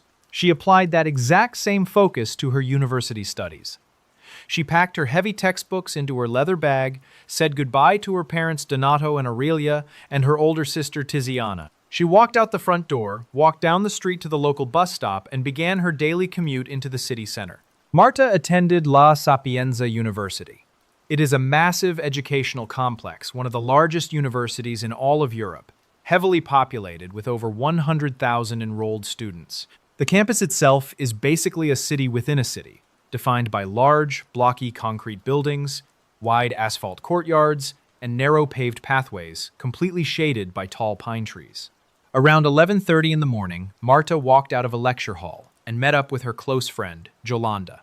The 2 young women bought small paper cups of coffee from a campus kiosk, stood outside in the bright spring sunlight, and talked about their weekend plans. Around 11:40, they decided to head over to the main library to secure a table before the afternoon rush. They walked side by side down a very familiar, narrow pathway situated directly between the Faculty of Statistical Sciences and the Institute of Philosophy of Law. Hundreds of other students were moving along the exact same path, carrying backpacks, smoking cigarettes, and reviewing their course materials. At exactly 11:42, Jolanda was looking straight ahead, listening to Marta talk about a specific legal statute they had to memorize. Suddenly, a very sharp, flat popping sound echoed across the concrete courtyard. It sounded exactly like a heavy textbook being dropped flat onto the pavement from a high balcony or a single firecracker going off. Jolanda turned her head to look at Marta, but Marta was no longer standing next to her. Jolanda looked down. Marta was on her knees on the asphalt. Her heavy leather bag had slipped off her shoulder, and her textbooks were scattered across the ground. Jolanda immediately reached down, grabbed Marta by the shoulder of her coat, and asked if she had tripped over the uneven pavement. Marta did not answer. Her eyes rolled back and she collapsed entirely forward, hitting the ground. Jolanda knelt down next to her friend. She reached out to turn Marta over, assuming she had simply fainted from the rising heat or a lack of water. But as soon as Jolanda's hand touched the back of Marta's head, she felt a thick, warm liquid. She pulled her hand back and looked at her palms. They were completely coated in dark red fluid. The fluid was aggressively pooling out from underneath Marta's hair, spreading rapidly across the gray asphalt. Jolanda started screaming for a doctor. Dozens of students walking on the pathway completely stopped in their tracks, turning to look at the two women on the ground. Several people pulled out their mobile phones and dialed emergency services. An ambulance arrived on the campus within minutes, its sirens echoing against the heavy concrete buildings. The paramedics jumped out, loaded Marta onto a rigid stretcher, and rushed her to the nearby polyclinic Umberto I. The surgeons rushed her directly into an operating theater. They examined her head and discovered that she had not suffered a medical event. A small piece of metal had penetrated the left side of her head, passed completely through the lower hemisphere of her brain, and lodged itself against the inside of her skull on the right side. Marta's parents and her sister arrived at the hospital an hour later. They sat in the sterile plastic chairs in the waiting room while the chief surgeon delivered the news. The damage to the brain tissue was catastrophic. Marta was placed on full life support. She lay in the intensive care unit for 5 days. Her family sat by her bed every single day, completely unable to understand what had happened. Finally, on May 14th, the medical monitors registered a complete cessation of brain activity. The doctors formally pronounced Marta dead. Her parents, honoring what they knew would be their daughter's wishes, signed the paperwork to donate her organs. The Rome Police Department and the heavily armed Carabinieri units completely locked down the university campus. They cordoned off the entire pathway with heavy yellow tape. The lead detectives established a mobile command center in one of the faculty offices and began conducting hundreds of interviews. When investigators look at a crime scene like this, their very first move is to tear the victim's personal life completely apart, looking for any possible motive. They pulled all of Marta's bank records, reading through every single transaction. They requested her phone logs from the telecommunications companies and tracked down every number she had dialed in the past year. They interviewed her fencing coaches, her study partners, and her former boyfriends. They dug into her parents' backgrounds, checking to see if they had any heavy financial debts, business disputes, or connections to organized crime factions in the city. They found absolutely nothing. Marta Russo had 0 debts, 0 enemies, and 0 involvement in anything illegal. She went to the gym, she went to class, and she went home to her family. The detectives sat in their command center, drinking bitter coffee and staring at the whiteboards. They looked at alternative theories. Maybe it was a stray bullet from a violent robbery taking place on a nearby street. The police checked the dispatch logs for the entire district. There were no bank robberies, no armed assaults, and no reported gunfire anywhere near the university at 11:42 that morning. Maybe a professional hitman had been hired to assassinate a high-profile university official and simply missed striking a student by mistake. The detectives cross-referenced the schedules of every single prominent judge, politician, and corporate executive who occasionally guest lectured at La Sapienza. None of them were walking on that specific pathway at that specific time. The medical examiner surgically extracted the piece of metal from Marta's skull and sent it directly to the ballistics laboratory.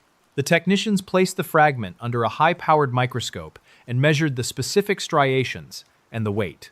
They generated a formal report for the detectives.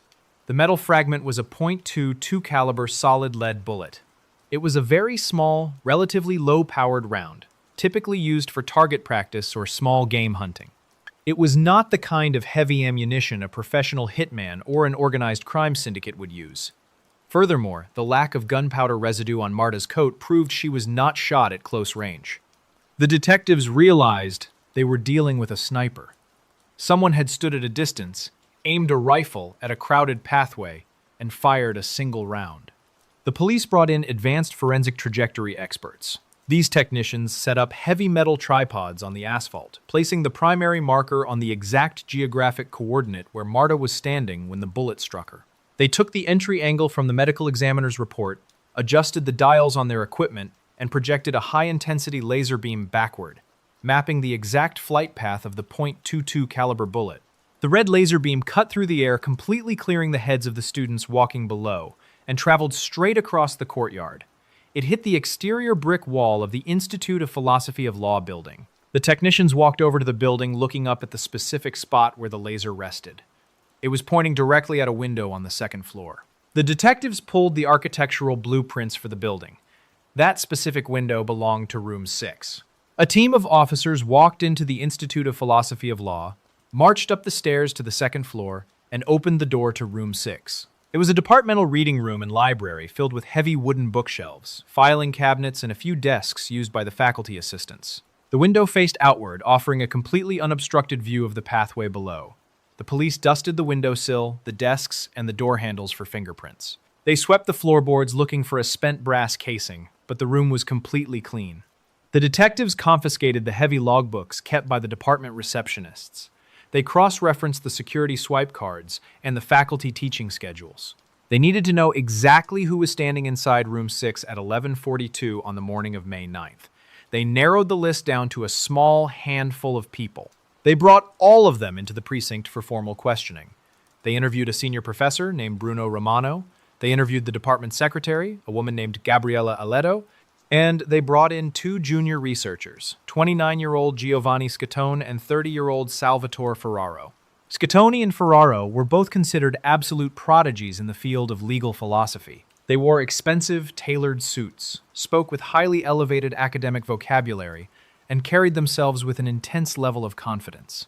They sat in the metal chairs in the interrogation rooms and completely denied being anywhere near room 6 when the gun went off. They claimed they were walking in a different hallway, speaking with other students or sorting through paperwork in their personal offices.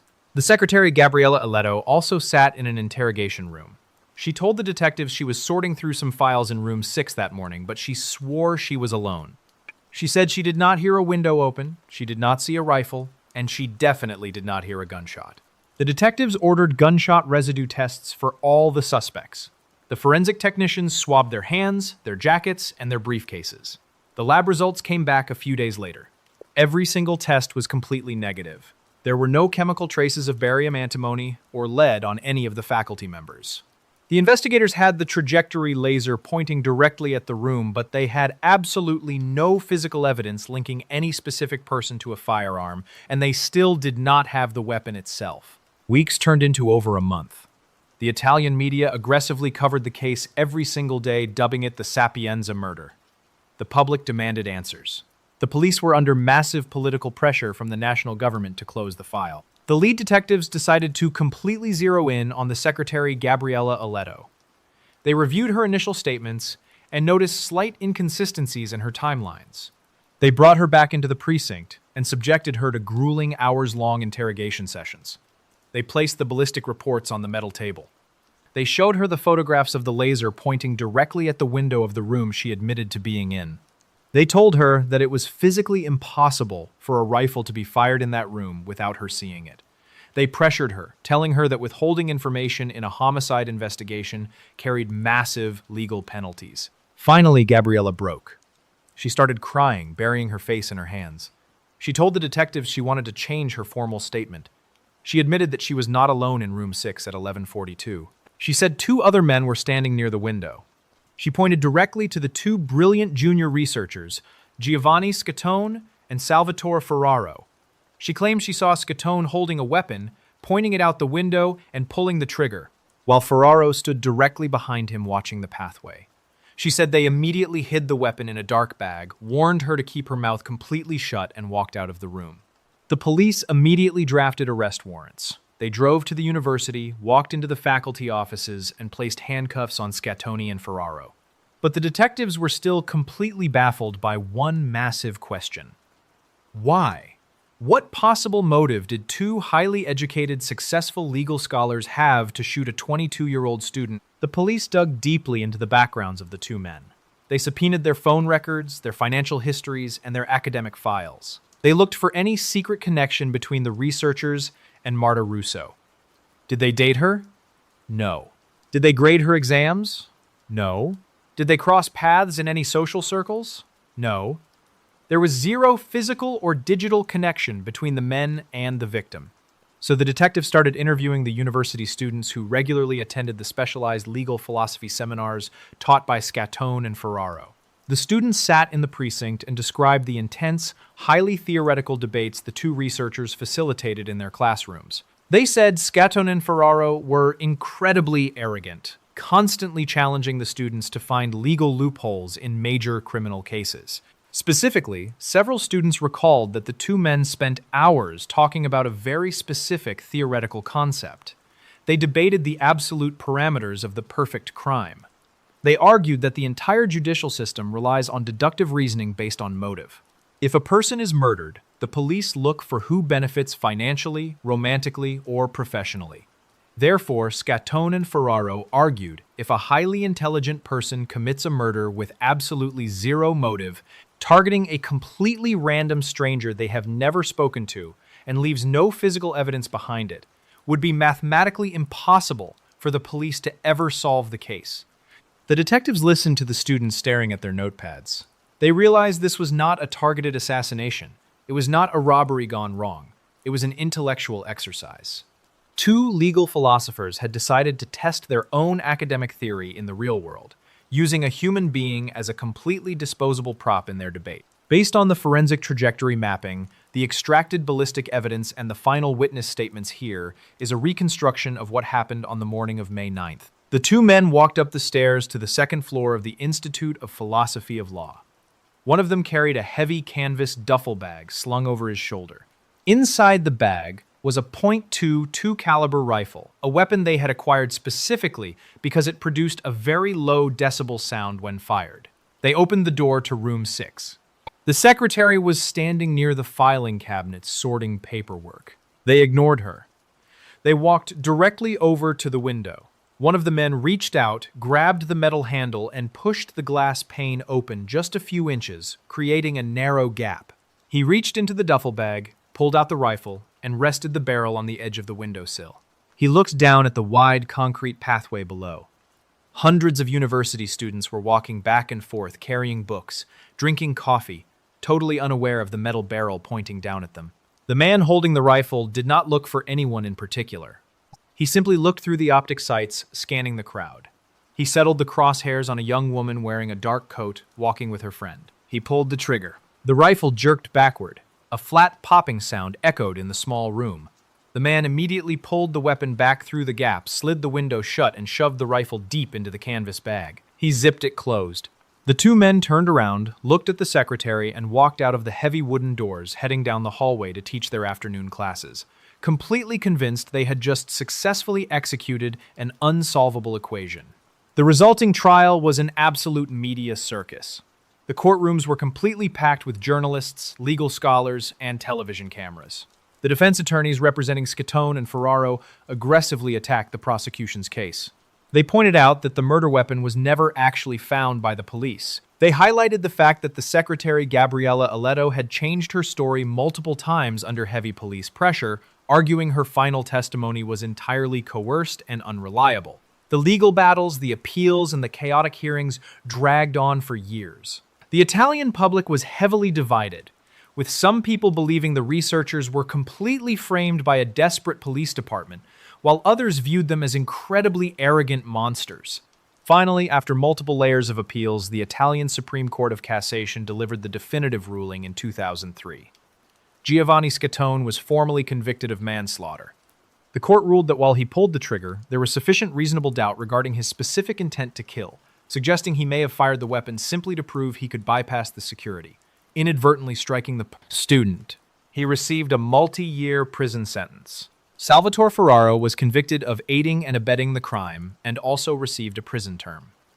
The professor Bruno Romano was convicted of hindering the investigation by covering for his researchers. A theoretical debate in an academic classroom can push a person to perform a highly calculated lethal action from a window projecting a man-made disaster onto an unsuspecting crowd below.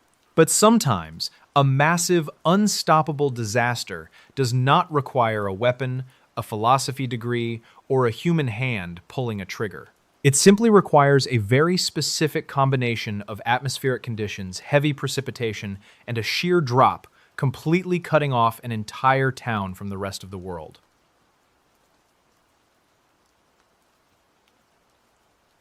In late February of 1999, a 34-year-old man named Lucas Eberhardt walked out of the front doors of his family's guest house in the Tyrolean Alps. He pulled his heavy wool hat down over his ears, grabbed a wide aluminum snow shovel leaning against the wooden siding, and stepped onto the driveway. The air was incredibly sharp, sitting well below freezing, and the breath leaving his mouth turned immediately into thick white vapor. Lucas plunged the edge of the shovel into the fresh layer of snow, covering the ground, pushed his weight forward, and lifted the heavy pile, tossing it over his shoulder onto a snowbank that was already well over his head. Lucas lived in Galtour, a small, highly elevated ski village situated at the very end of the Poznan Valley in western Austria. The village sat at the base of the massive Silvretta mountain range. The geography of the area was heavily defined by steep vertical rock faces dropping directly down into a narrow V-shaped valley floor. Galtour was a place entirely built around winter sports. The main street was lined with 3-story and 4-story alpine hotels, bakeries, equipment rental shops, and small cafes. The buildings featured thick concrete foundations, heavy timber balconies, and pitched roofs specifically designed to shed heavy snowfall. The people who lived in Galtour trusted their local engineering and their zoning laws completely. The Austrian government had spent decades mapping every single inch of the Alpine valleys, utilizing historical weather data and geological surveys to categorize the land into 3 distinct areas. The red zone indicated areas where building was strictly prohibited due to frequent rockfalls and snowslides. The yellow zone allowed for commercial and residential buildings, but only if they were constructed with reinforced windowless concrete walls facing the mountain slopes. And then there was the green zone. The green zone was the absolute center of the valley floor, specifically designated as having 0 geographical risk. You could build regular houses there with large glass windows and wraparound wooden porches. Lucas's guest house, along with the town square, the church, and the local supermarket, sat directly in the middle of the green zone. For the past 2 weeks, it had been snowing without any significant break. By February 23rd, the snowbanks lining the main street of Galtour were so high that they completely covered the ground floor windows of the shops. You could walk down the street and only see the second-story balconies. The heavy precipitation had completely buried the single mountain pass connecting Galtour to the larger town of Ischgl down the valley. The asphalt road was impassable. The snowplows had stopped running 3 days earlier. Lucas spent his entire morning clearing the walkways around his property. He shoveled the snow, spread a layer of coarse gravel over the ice, and walked back inside to the lobby. The guest house was completely at maximum capacity. Because the main road was closed, the tourists could not leave to drive to the airport in Innsbruck. And because the visibility was so poor and the wind was blowing so heavily at the higher elevations, the ski lifts had been completely shut down. Dozens of guests were sitting in the lounge area, reading paperbacks, playing cards, and drinking hot coffee. They were a little annoyed that they could not go skiing, but mostly they were just treating it as an extended lazy holiday inside a warm building. Around 3:30 in the afternoon, Lucas walked into the kitchen to prepare the afternoon pastries for the guests. He turned on the large commercial oven, pulled a heavy metal tray of dough out of the refrigerator and set it on the stainless steel counter. He walked over to the small window above the sink to look out at the mountain. The snow was falling so thickly that everything beyond a few dozen yards was just a solid wall of gray and white. At exactly 4 o'clock, the lights in the kitchen flickered and completely died. The constant low hum of the refrigerators and the heating units stopped. A few seconds later, Lucas felt a very sharp, sudden drop in the air pressure inside the room. His ears physically popped exactly like they would on a commercial airplane, rapidly changing altitude. He took a step back from the counter. Then a sound completely enveloped the building. It was not a low rumble. It was a massive, deafening crack, like a continuous explosion going off directly above the roof. Before Lucas could even turn his head, the heavy glass window above the kitchen sink bowed inward and shattered into thousands of tiny pieces. The structural beams of the guest house groaned, and a massive, solid wall of white completely filled the kitchen, slamming directly into Lucas's chest. The sheer physical force of the impact lifted him off his feet, threw him backward across the room, and pinned him hard against the back wall. The air was instantly replaced by an incredibly fine, blinding white powder that packed heavily into his nose and his throat. The movement stopped just as suddenly as it had started. The roaring sound was replaced by an absolute heavy silence. Lucas was sitting on the floor of his kitchen, but the room was completely gone. Total darkness surrounded him. He pushed his hands forward, hitting a solid, freezing surface. The snow had completely filled the room, packing itself from the floor all the way up to the ceiling. It was not soft or fluffy. The extreme physical pressure of the event had compressed the snow into a substance that felt exactly like wet concrete. Lucas dug his fingers into the snow, scraping it away from his face so he could breathe. He kicked his heavy boots against the wall of ice, slowly carving out a narrow tunnel toward where he remembered the hallway used to be. It took him nearly 20 minutes to dig his way out of the kitchen, crawling on his stomach through the debris, pushing past splintered wood and shattered plates. He finally breached the surface, dragging himself out into the freezing air. He stood up and looked at his town. The entire center of Galter was unrecognizable.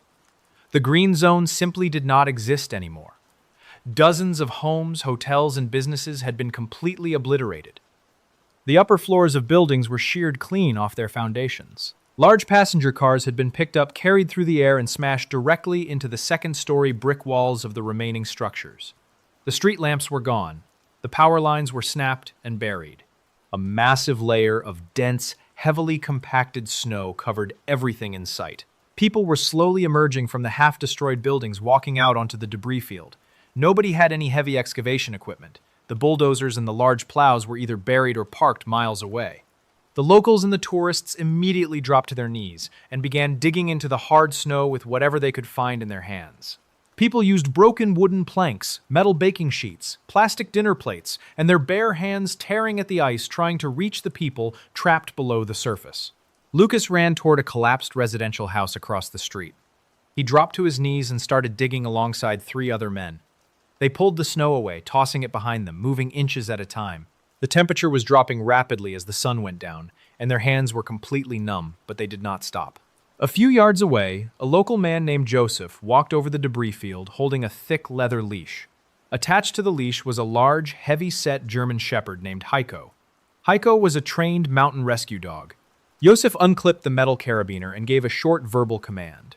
Heiko immediately lowered his snout to the hard, uneven surface of the snow and began running in a wide, sweeping zigzag pattern across the destroyed town square. The dog stopped abruptly near a pile of shattered timber that used to be a local cafe. Heiko dug his front paws heavily into the ice, barking loudly, his tail completely rigid. Joseph ran over, pulling a collapsible aluminum shovel from his backpack. He yelled for the other diggers to help. 10 people rushed over with their plastic plates in their hands. They dug down 5 feet into the concrete-like snow. They hit the corner of an overturned wooden table. Underneath the table, huddled in a small dark air pocket, were 2 young children.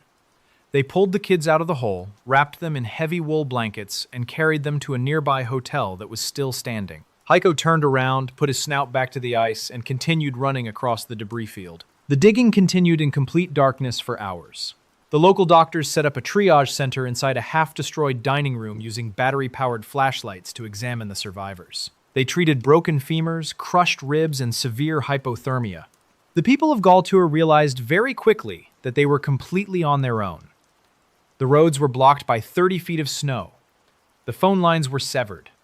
The local government in the valley below had absolutely no idea that the center of the town had been wiped off the map. Based on the subsequent meteorological data, the geological surveys conducted by the Austrian government, and the survivor accounts, here is a reconstruction of what happened on the mountain peaks directly above the town.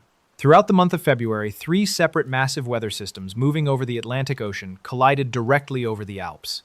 The specific temperature fluctuations caused the snow to fall in very distinct layers. A heavy layer of completely dry crystalline snow, known as hoar frost, formed on the steep upper slopes of the mountain, thousands of feet above the valley floor. The hoarfrost acted exactly like a layer of microscopic ball bearings. Over the next 2 weeks, 4 meters of heavy wet snow piled directly on top of those ball bearings. The sheer physical weight of the snowpack became too heavy for the steep angle of the rock face. A fracture line spanning hundreds of yards snapped across the ridge. 170,000 tons of snow detached from the mountain simultaneously. It did not slide down the slope. It completely detached and fell. As the massive block of snow gained momentum, it mixed aggressively with the air, creating a powder avalanche. This is a specific physical phenomenon, where the snow becomes an aerosolized cloud of ice particles moving in a dense fluid state. The powder avalanche accelerated down the vertical rock face, reaching a speed of 180 miles per hour. It pushed a massive wall of compressed air directly in front of it. The shockwave of the air hit the valley floor, first blowing out the glass windows and snapping the pine trees in half. A fraction of a second later, the core of the powder cloud, standing 160 feet high, slammed directly into the green zone, carrying the physical force of a heavy concrete building falling from the sky. It ignored the zoning maps entirely, crushed the structures, and buried 57 people instantly. The morning of February 24th arrived. The sun rose over the peaks, illuminating the absolute destruction in the valley. The sky finally cleared, and the heavy wind stopped. Around 8 in the morning, a low, rhythmic thumping sound echoed through the valley. The survivors standing on the debris field looked up. Coming over the mountain ridges was a massive fleet of military helicopters. The Austrian government had realized the scope of the disaster and immediately requested international assistance. Sikorsky, Black Hawks, and Boeing Chinooks from the United States Army Europe, along with heavy transport helicopters from the German and Swiss military, flew directly into the narrow valley. The pilots hovered the massive machines directly over the ruined town square, the heavy downwash from the rotors kicking up thick clouds of white powder. The side doors slid open and dozens of specialized mountain rescue troops wearing heavy alpine gear jumped down onto the snow carrying advanced thermal imaging equipment, heavy steel shovels, and long aluminum probe poles.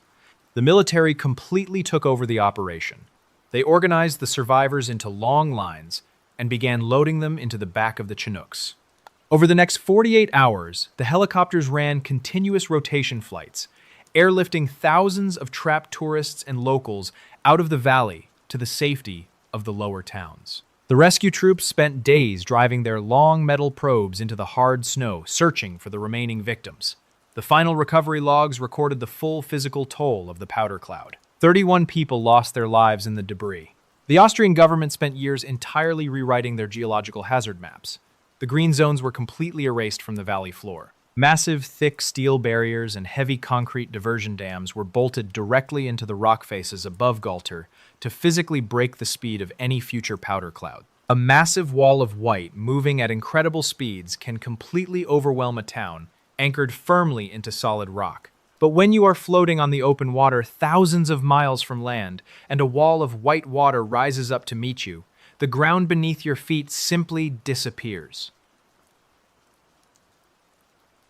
On the morning of December 26, 1998, a 45-year-old veteran sailor named Richard stood on the heavy wooden docks of the Cruising Yacht Club in Sydney, Australia.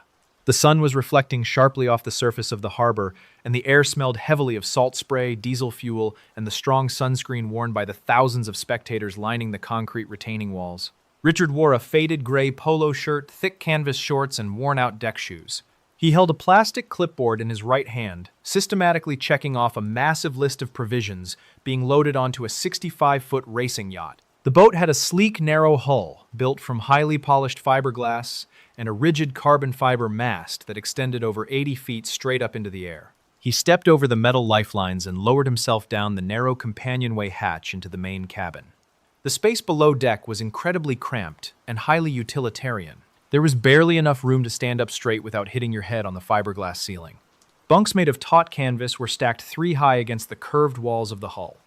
The primary navigation station consisted of a small wooden desk bolted securely to the floorboards, completely covered in rolled-up nautical charts, a VHF radio unit, and a satellite weather fax machine. Richard spent the next 2 hours meticulously checking the tension on the heavy steel rigging cables, inspecting women tightly packed emergency life rafts, lashed to the stern of the boat, and organizing the heavy waterproof foul weather gear for the crew of 12 men. The Sydney to Hobart yacht race is widely considered one of the most grueling and physically demanding maritime events in the entire world. The official course covers roughly 630 nautical miles. It starts in the heavily protected flat waters of Sydney Harbour, runs straight down the southeastern coastline of Australia, and then crosses the open expanse of the Bass Strait before finally finishing in Hobart, Tasmania. You know, the Bass Strait is a relatively shallow body of water that sits directly between the Australian mainland and the island of Tasmania. Because it is so shallow, when a deep weather system rolls in from the open ocean, the moving water essentially hits a massive underwater shelf. It does not have anywhere to go but straight up creating incredibly steep, erratic wave patterns that can easily tear a boat apart. Around 11 in the morning, the navigation officer pulled a long, curled piece of thermal paper from the weather fax machine. He spread it flat on the wooden navigation desk and smoothed out the edges. The chart showed a standard summer weather pattern. There was a low-pressure system forming far to the south, down near the polar ice, but the primary forecast predicted localized winds around 30 knots. For an experienced crew sailing a fully reinforced ocean racing yacht, 30 knots of wind was basically ideal conditions. It meant they could hoist their large, colorful spinnaker sails and maintain a very high rate of speed as they moved down the coast. Richard drank a bottle of water, tossed the empty plastic into a small bin, and climbed back up the wooden stairs to the open deck. At exactly 1 in the afternoon, a loud cannon shot echoed across the harbor, the starting sequence officially began. 115 yachts, ranging from massive, professionally sponsored maxi boats down to small, 30-foot family-owned cruisers, leaned heavily to the side as their sails caught the wind. They maneuvered through the chaotic boat traffic, slipped out of the mouth of the harbor, and turned south into the open ocean. The first 24 hours of the race went exactly according to the initial plan. The yachts rode a strong northerly wind, gliding smoothly over relatively flat rolling swells. The crew operated on a very strict watch system. They spent 4 hours on deck physically pulling thick synthetic ropes to trim the heavy sails and grinding the metal winches. This was followed by 4 hours below deck, trying to sleep in the canvas bunks while the hull slammed rhythmically against the surface of the water. But on the afternoon of December 27th, the environmental conditions completely shifted. The glass barometer bolted to the bulkhead in the navigation station began dropping at an incredibly rapid rate. The sky overhead lost its light blue color, turning a bruised, dark purple from horizon to horizon. The ambient temperature plummeted by nearly 20 degrees in a matter of minutes, forcing the men to pull on their heavy thermal layers. Down in the base strait, a highly unusual meteorological event was taking place. A rapidly deepening cold front completely collided directly with the warm East Australian current, flowing in the exact opposite direction. This specific collision essentially created a weather bomb. The system rapidly pulled immense amounts of energy from the warm surface water directly into the cold atmosphere above it, creating a severe, localized vacuum. On the deck of the yacht, Richard noticed the wind completely die for a few agonizing minutes. The heavy sails went completely slack, flapping loosely against the carbon fiber mast. The boat bobbed aimlessly on the flat water. Then, a low sustained howling sound built up from the south. The wind hit them like a physical object. It did not gradually increase. It simply arrived all at once. The spinning anemometer mounted at the very top of the mast registered sustained winds of 40 knots, then 60 knots, and within an hour the digital display spiked to over 80 knots. This was well beyond standard gale force. These were the sustained wind speeds of a Category 1 hurricane. Richard and the rest of the crew immediately scrambled to lower the massive mainsail. They moved across the severely sloping deck on their hands and knees. They attached the heavy metal carabiners of their safety harnesses to the thick steel jack lines running along the center of the boat. The wind was so incredibly loud that it completely drowned out the sound of human voices. Richard leaned in close to the helmsman, pressing his mouth directly against his ear, and yelled, "Clip your line tight, because if you go over the side right now, we physically cannot turn this boat around to get you." The air was entirely filled with horizontal spray, whipping directly off the surface of the ocean and hitting their exposed skin with enough physical force to draw blood. As the wind intensified, the physical structure of the ocean completely changed. The shallow depth of the Bass Strait forced the kinetic energy of the storm straight upward. The regular rolling swells transformed into steep, chaotic walls of green water. The waves built to 20 feet, then 40 feet, and eventually massive rogue waves measuring up to 80 feet high began rolling directly through the racing fleet. The waves were not moving in a predictable, uniform direction. Because the wind was blowing directly against the underlying ocean current, the waves became incredibly steep and short, meaning the physical gaps between the crests were very narrow. When the 65-foot yacht climbed the vertical face of an 80-foot wave, the bow pointed directly up at the dark sky. The boat reached the crest, and because the back of the wave was completely hollowed out by the wind, the entire front half of the yacht launched into thin air. The heavy vessel would freefall for 30 feet before slamming its flat fiberglass hull into the deep trough. The concussive impact physically shook the teeth in the crew members' jaws and sent severe shockwaves straight through the rigid carbon mast. Below deck, the situation was a massive physical ordeal. The violent, completely unpredictable motion of the boat made it impossible to stand or even sit upright without being thrown into the bulkheads. Crew members who were off watch lay flat in their bunks, gripping the metal support rails. The enclosed space was surrounded by the heavy, nauseating smell of diesel fuel and vomit. The floorboards were slick, with freezing seawater that had forced its way through the heavily sealed rubber hatches. Around 4 in the afternoon on December 27th, the fleet began taking catastrophic structural damage. Dozens of boats simply could not handle the physical stress of the freefalls. Thick, braided Kevlar rigging lines snapped under the immense tension, whipping across the decks like steel cables. Massive aluminum masts folded entirely in half and crashed down into the ocean, dragging heavily against the side of the hulls and acting like massive unwanted anchors. A nearby racing yacht, completely stripped of its sails, was broadsided by a massive curling wave. The sheer physical force of the water picked the 40-foot boat up and rolled it entirely upside down. The heavy lead keel bolted to the bottom of the hull eventually pulled the boat back upright, completing a full 360-degree roll. When the boat finally surfaced, the mast was completely gone, ripped out of the deck by its absolute roots, leaving a massive hole in the fiberglass. Several crew members sustained severe blunt force trauma from being thrown violently across the main cabin during the roll. The VHF radio mounted at the navigation station began broadcasting a continuous, overlapping stream of distress signals. Frantic voices broke through the heavy static yelling. Mayday coordinates reporting dismastings, taking on massive amounts of water, and reporting crew members who had been swept overboard into the freezing swells.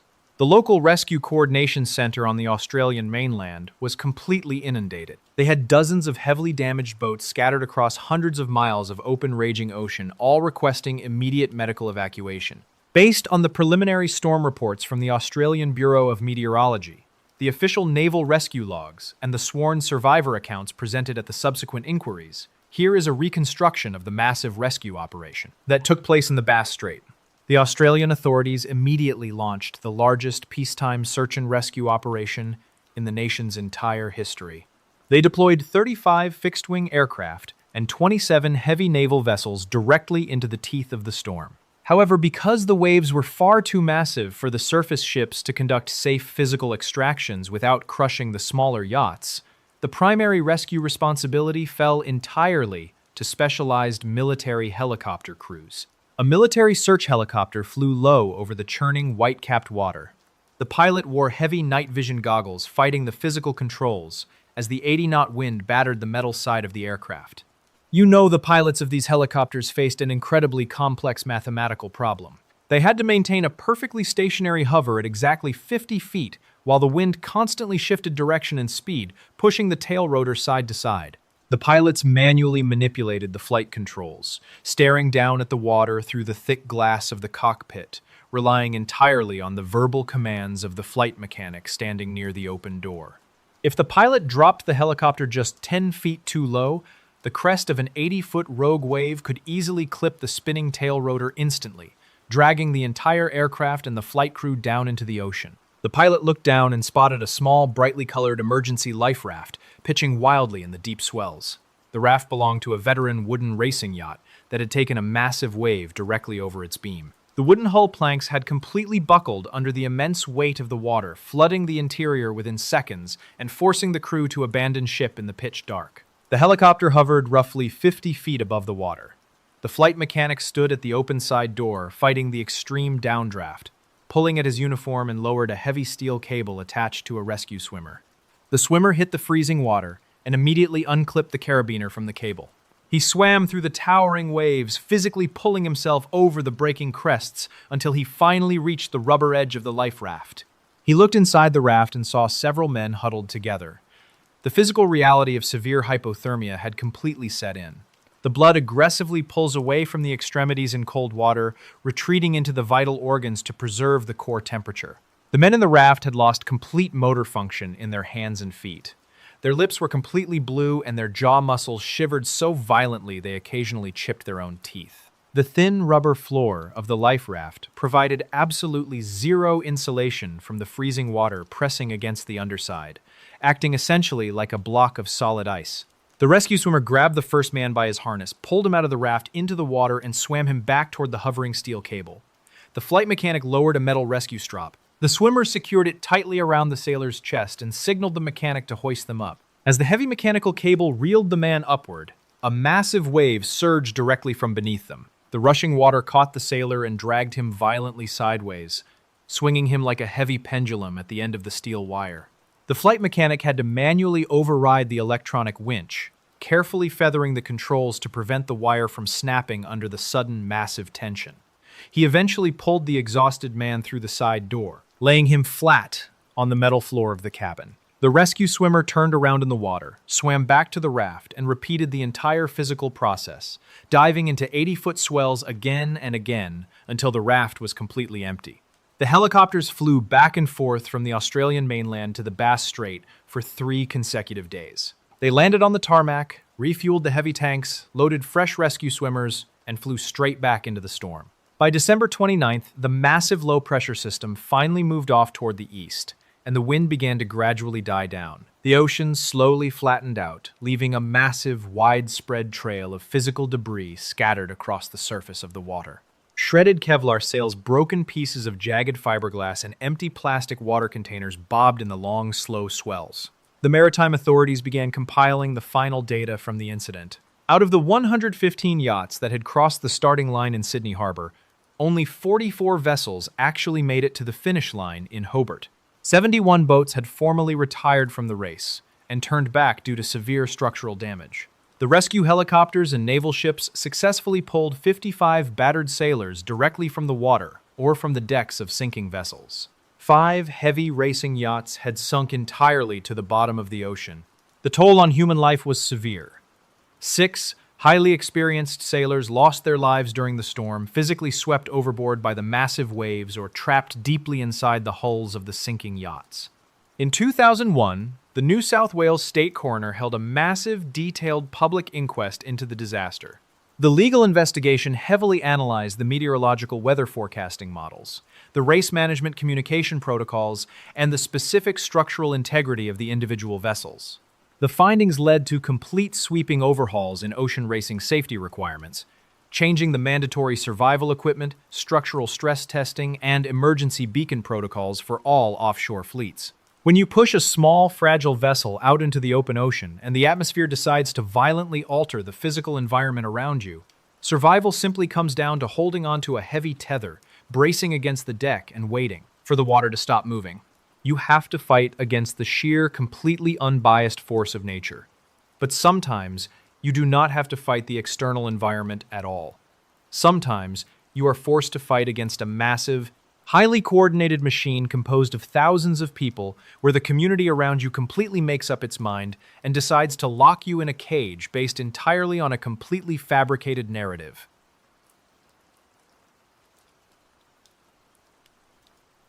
In the fall of 1999, the town of Mijas sat on the side of a mountain in the Andalusia region of southern Spain. It was a place built almost entirely out of bright white stucco houses, with heavy terracotta roofs, all stacked tightly together along very narrow, winding, steep roads.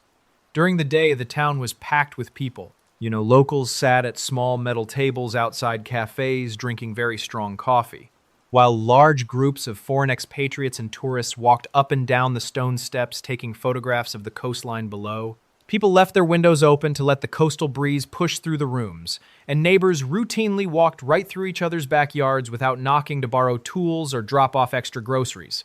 19-year-old Rocio Waninkoff lived in a small house near the edge of the town with her mother, Alicia, and her sister.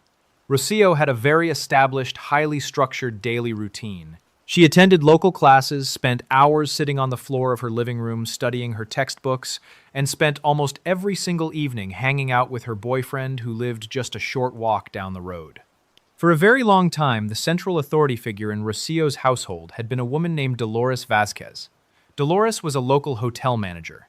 She was an incredibly pragmatic, organized, and stoic person. For over a decade, Dolores and Rocio's mother, Alicia, had been in a long-term romantic relationship.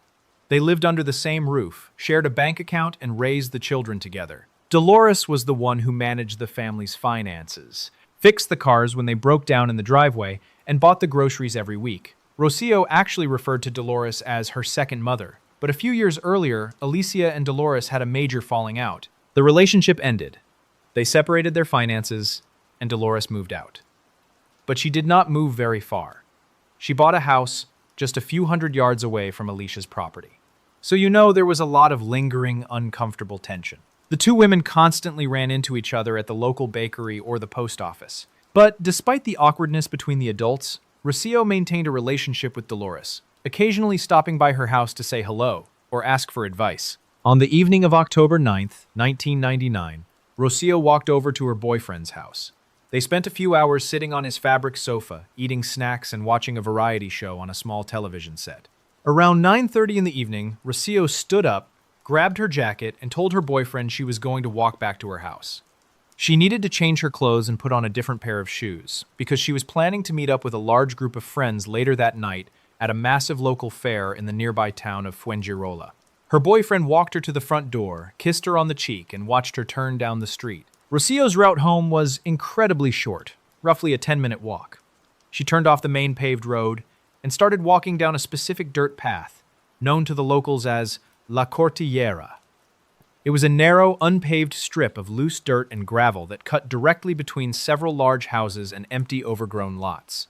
There were no street lamps out there, so the path was pitch black, illuminated only by the lights spilling out from the back windows of the surrounding properties. The crickets were chirping loudly in the tall, dry grass on either side of the road, and the gravel crunched heavily under her athletic shoes as she walked. The next morning, the sun came up over the mountains, heating the white stucco walls of the houses.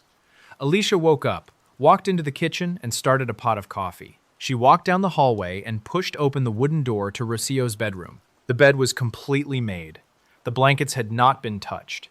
Alicia walked over to the kitchen wall, picked up the telephone receiver, and manually dialed the boyfriend's number.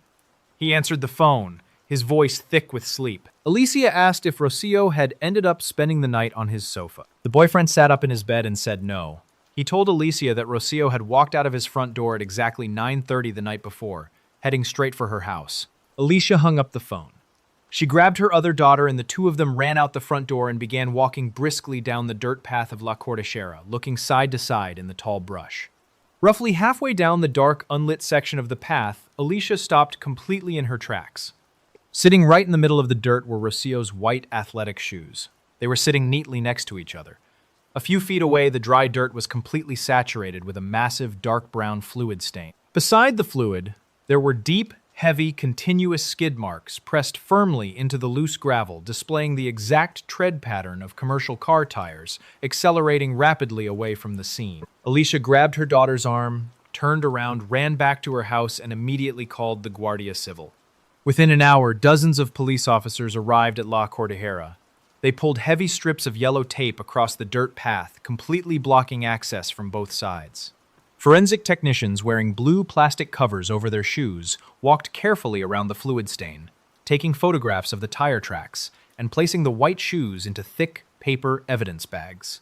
A massive search operation mobilized across the entire region. Search and rescue helicopters beat the air overhead, flying low over the mountains while hundreds of local volunteers formed long horizontal lines, walking through the dense brush with wooden sticks hitting the tall grass and looking for any sign of a body. 3 weeks passed. The town of Mijas completely shut down. People stopped sitting at the cafes. They locked their doors at night and kept their children inside.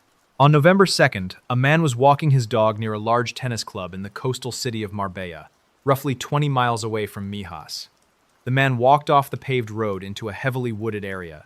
His dog immediately pulled hard against the leather leash, dragging the man toward a thick cluster of low-hanging bushes. The man pulled the branches aside and found a heavily decomposed human body lying flat on the ground. He ran to the tennis club and called the police.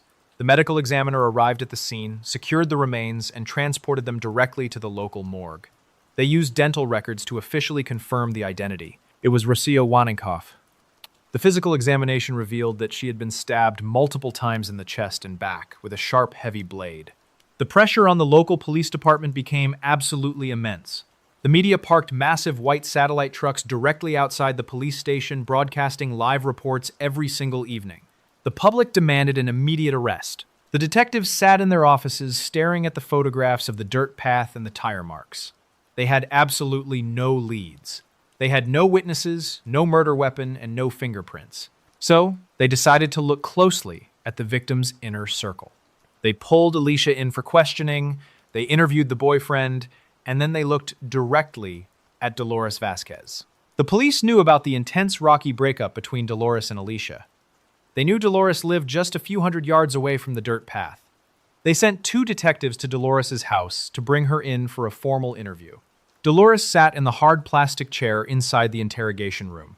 She sat completely straight, her hands folded neatly on the metal table in front of her. She answered every single question the detectives asked her, using very short, direct, pragmatic sentences. She stated exactly where she was on the night of October 9th. She told them she did not own a car that matched the tire tracks, and she explicitly denied having any involvement in Rocio's death. But the detectives were extremely bothered by her physical demeanor. Dolores did not weep. She did not break down in front of them. She maintained total emotional control. The investigators, fueled by the massive public pressure to close the case, began to formulate a very specific theory. They hypothesized that Dolores was completely consumed by a deep lingering jealousy over the breakup with Alicia. They believed Dolores wanted to inflict the maximum amount of pain possible onto her former partner, so she waited in the dark on the dirt path, intercepted Rocio, and killed her out of pure spite. The police formally arrested Dolores Vasquez. They sent teams of officers with heavy metal battering rams to kick in the front door of her house. They tore her furniture apart, cut open her mattresses, and pulled the floorboards up. They impounded her vehicles and completely stripped the interiors, running chemical swabs over the steering wheels and the fabric seats. The forensic technicians found absolutely nothing. There was zero trace of Rocio's blood, no hair fibers, no matching soil from the dirt path, and no murder weapon hidden in the house. There was a complete and total absence of any physical evidence linking Dolores to the crime. But the media completely ignored the lack of evidence. The news stations acquired footage of Dolores sitting in the back of a police cruiser, her face entirely stoic, and broadcast it across the entire country. They labeled her a cold, calculating woman. They put local residents on television who talked about how strict Dolores was, how she managed her money tightly, and how she never smiled at the bakery. They built an entire public narrative out of neighborhood gossip and her refusal to cry on camera. In September of 2001, Dolores Vasquez walked into a heavy wooden courtroom to stand trial for murder. The room was packed, shoulder to shoulder, with journalists, local residents, and legal observers. The prosecutor paced back and forth across the floor, pointing his finger directly at Dolores. He did not present a single piece of physical evidence to the jury. Instead, he presented a case based entirely on character assassination. He talked about her posture. He talked about her lack of tears. He painted a highly vivid, entirely fabricated picture of a scorned, jealous lover executing a teenager in the dark. The jury of ordinary citizens sat in their wooden chairs listening to the speeches. They had spent months watching the news reports and reading the newspapers. They deliberated for a short period of time and walked back into the room. They handed a folded piece of paper to the judge. The judge read the verdict aloud. Guilty. The judge hit his heavy wooden gavel against the sound block and sentenced Dolores Vasquez to 15 years in a high-security prison. 2 armed guards grabbed her by the arms, escorted her out of the courtroom, drove her to the facility, and locked her inside a small concrete cell with a metal toilet and a thin mattress. 17 months passed. Dolores sat in her cell eating the standard trays of food, walking in the small concrete yard during her designated hours, and constantly telling her lawyers that she was completely innocent. Then on August 14, 2003, the focus completely shifted to a town called Coen, located just a few miles away from Mijas. 17-year-old Sonia Carabantes attended a massive local festival in the center of the town. There were bright neon lights, heavy crowds, and loud music playing from the stages. Around dawn, the festival started shutting down. Sonia said goodbye to her friends and began the short walk back to her family's house. She never made it.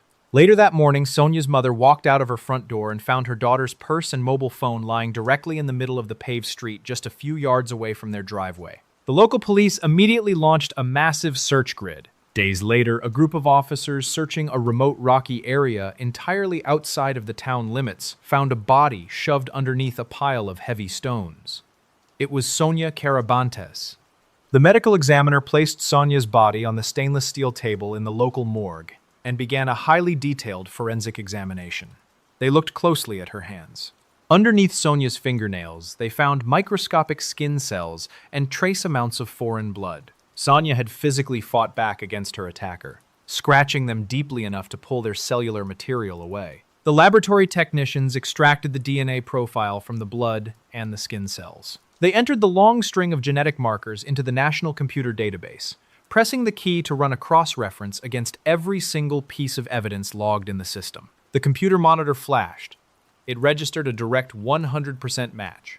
But the DNA did not match Dolores Vasquez. The computer matched the genetic material from Sonia's fingernails to a partial DNA profile extracted from a discarded cigarette butt.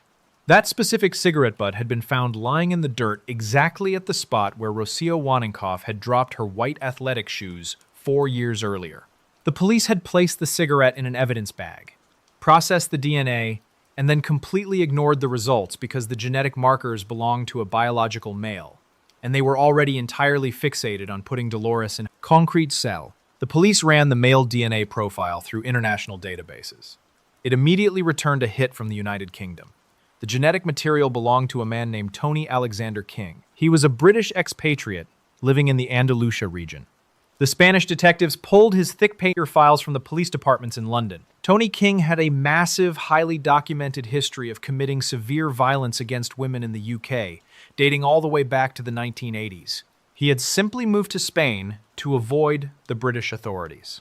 Based on the matched DNA evidence, the specific tread patterns of the tire tracks, and the final forensic reports generated by the laboratory, here is a reconstruction of what actually happened on the night of October 9th, 9 to 9. The killer was driving his car through the winding streets of Mijas, looking out the windows.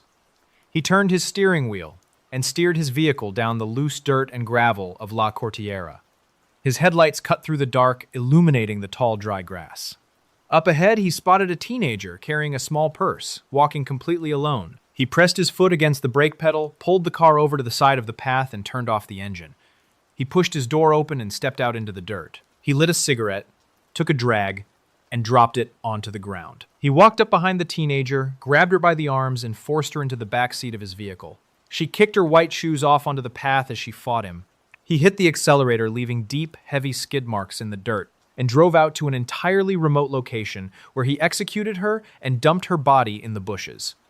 It was a completely random, incredibly violent crime of opportunity. While this was happening, Dolores Vasquez was sitting in the living room of her house a few hundred yards away watching television, completely unaware that someone was dying in the dark. The police immediately located Tony King at his residence in Spain, kicked his door in, and arrested him.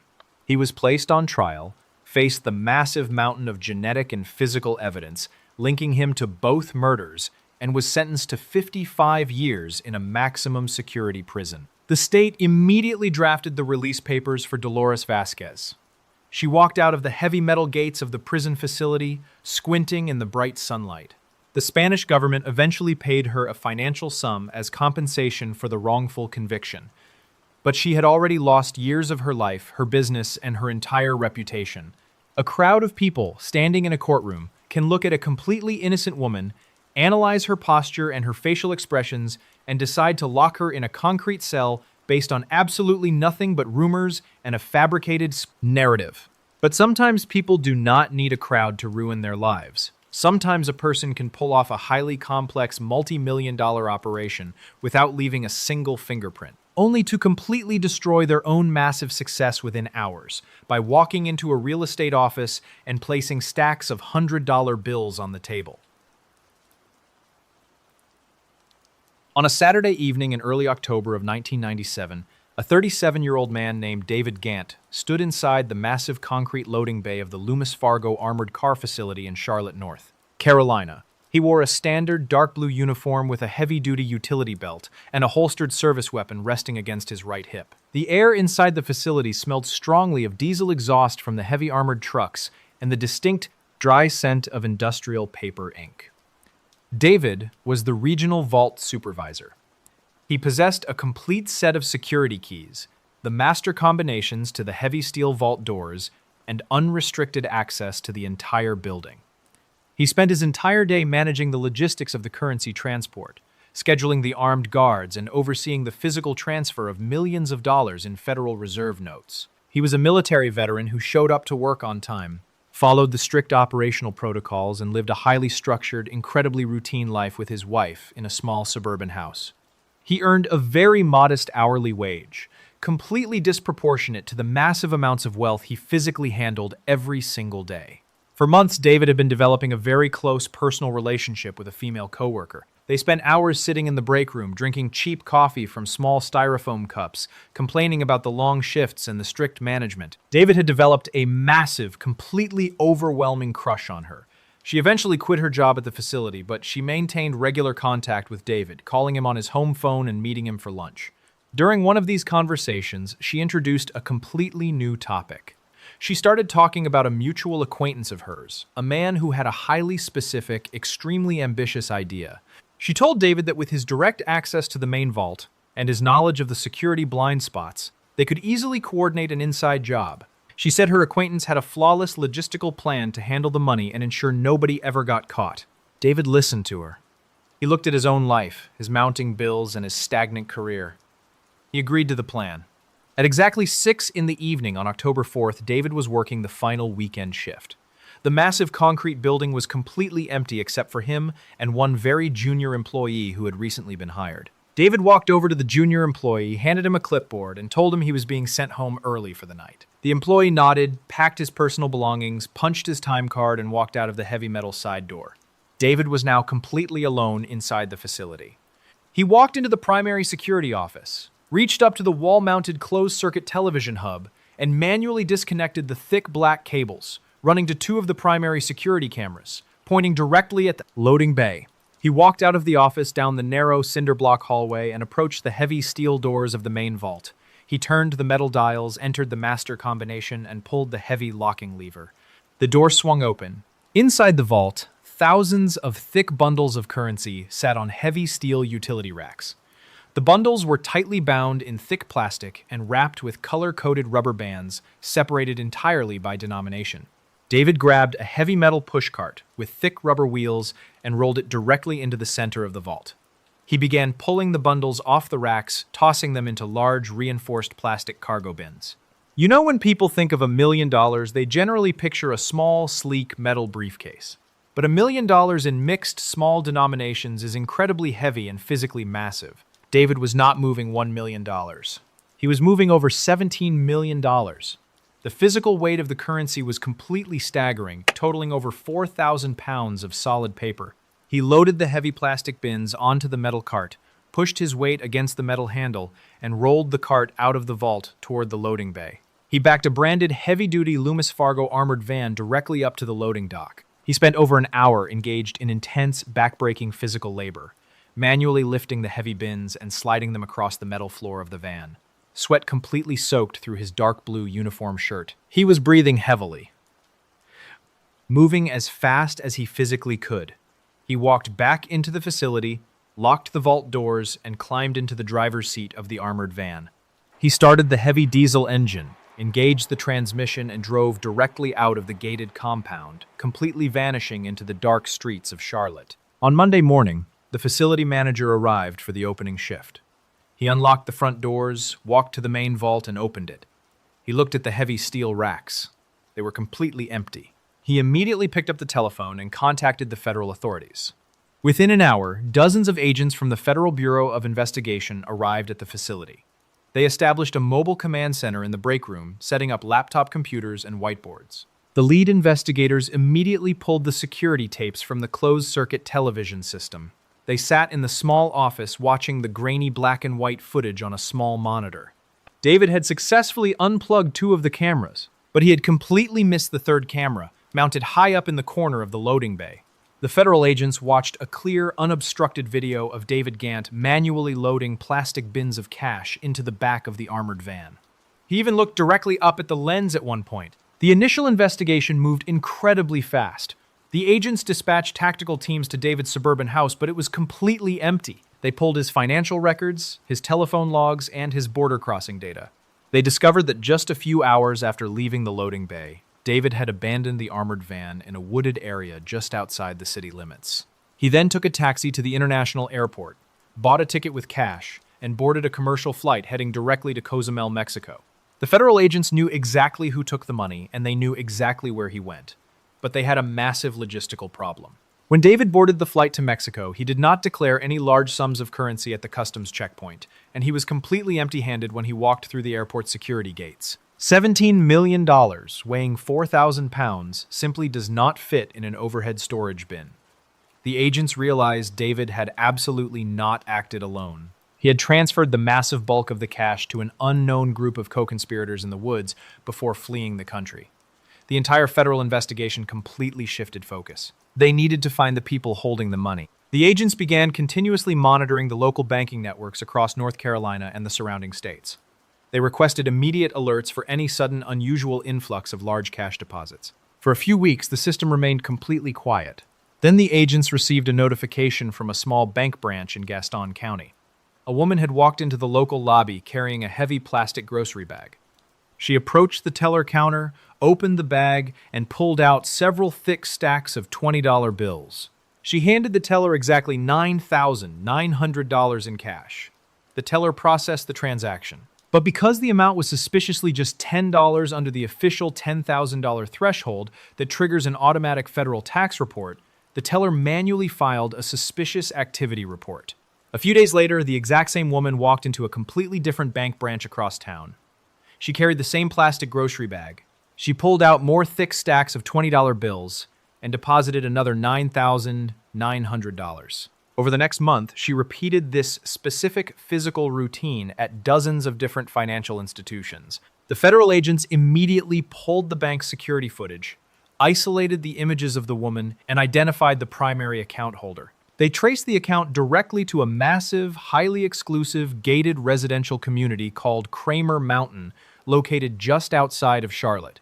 The agents drove unmarked utility vans to the perimeter of the Kramer Mountain community. They parked on the street, rolled down the tinted windows, and set up long-range optical cameras. They began physically documenting every single activity occurring at the specific address linked to the bank accounts. The agents watched through their viewfinders as delivery trucks constantly pulled up to the massive luxury mansion. Workers unloaded incredibly gaudy, extremely expensive custom furniture. They carried a massive wooden cigar store Indian statue through the front doors. They carefully unloaded a huge, custom-framed velvet painting of Elvis Presley and carried it inside. The agents photographed a brand new, highly customized Dodge Ram pickup truck sitting in the driveway.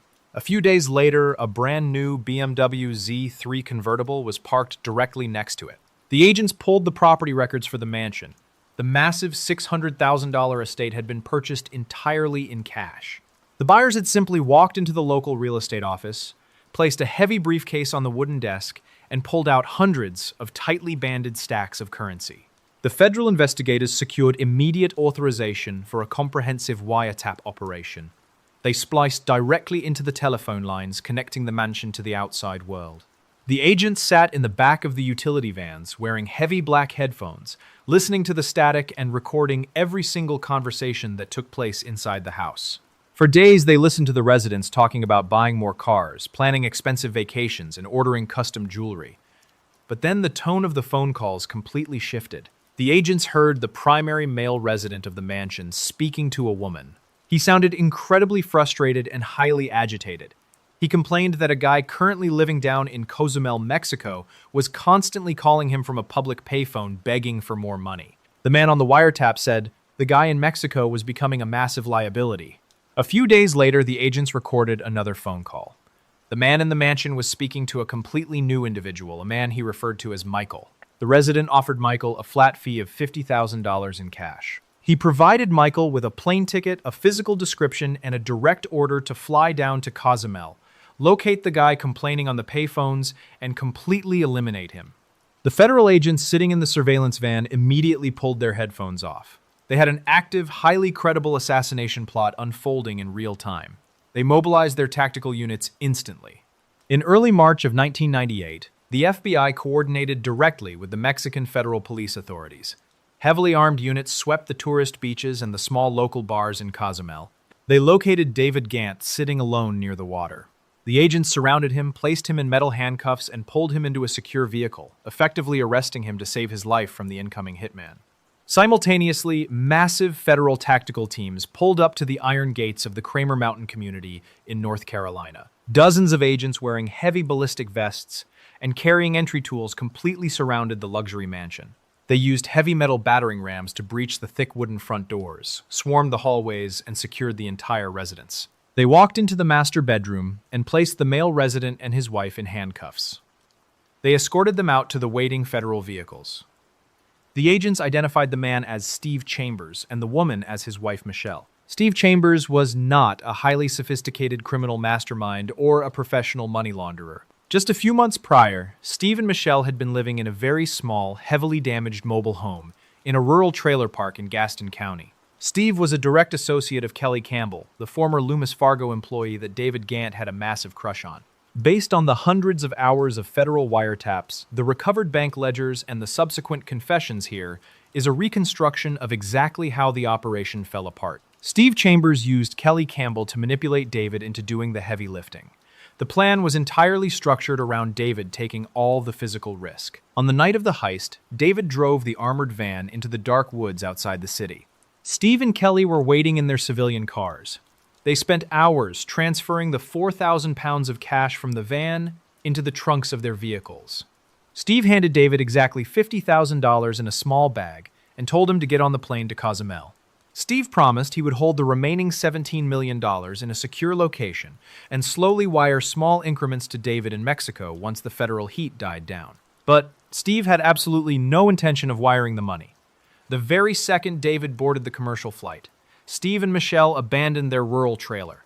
They completely ignored the most basic rule of a major criminal enterprise, which is to lay low and avoid drawing attention. Instead, they drove directly to the real estate office and completely destroyed their own conspiracy by instantly spending the stolen cash in the most highly visible, ridiculous ways possible. They bought the mansion, the velvet Elvis painting, the wooden Indian, the trucks, and the cars, using the exact $20 bills taken directly from the vault, some still wrapped in the official Loomis Fargo paper bands. When David ran out of his initial $50,000 in Mexico and started calling the mansion from public payphones asking for his designated cut, Steve decided it was cheaper and safer to simply hire Michael McKinney to fly down and shoot him. The federal courts processed all the individuals involved.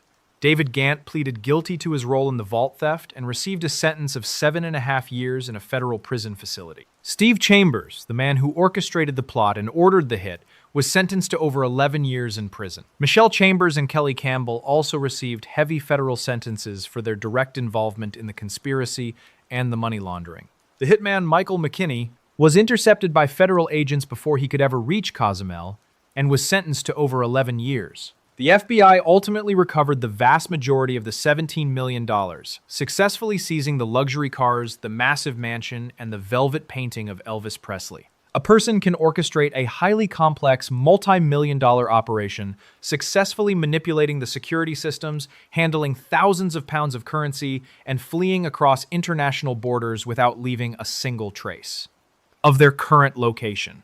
But all of that careful planning and extreme physical labor can be completely destroyed in a matter of days, when the people holding the assets decide to walk into a luxury car dealership, point at a convertible, and place a plastic grocery bag full of banded cash onto the salesman's desk. Thank you for listening to the Mrballen podcast. If you enjoyed today's stories and you're looking for more bone-chilling content, be sure to check out all of our studio's podcasts. There's this one, of course, the Mrballen podcast, and there's Mrballen's Medical Mysteries, Bedtime Stories, Wartime Stories, Runful Redacted, and Late Nights with Nexo. All you have to do is search for Ballen Studios wherever you get your podcasts. To watch hundreds more stories just like this one, head over to our YouTube channel, which is just called Mrballen. So that's going to do it. I really appreciate your support. Until next time, see you.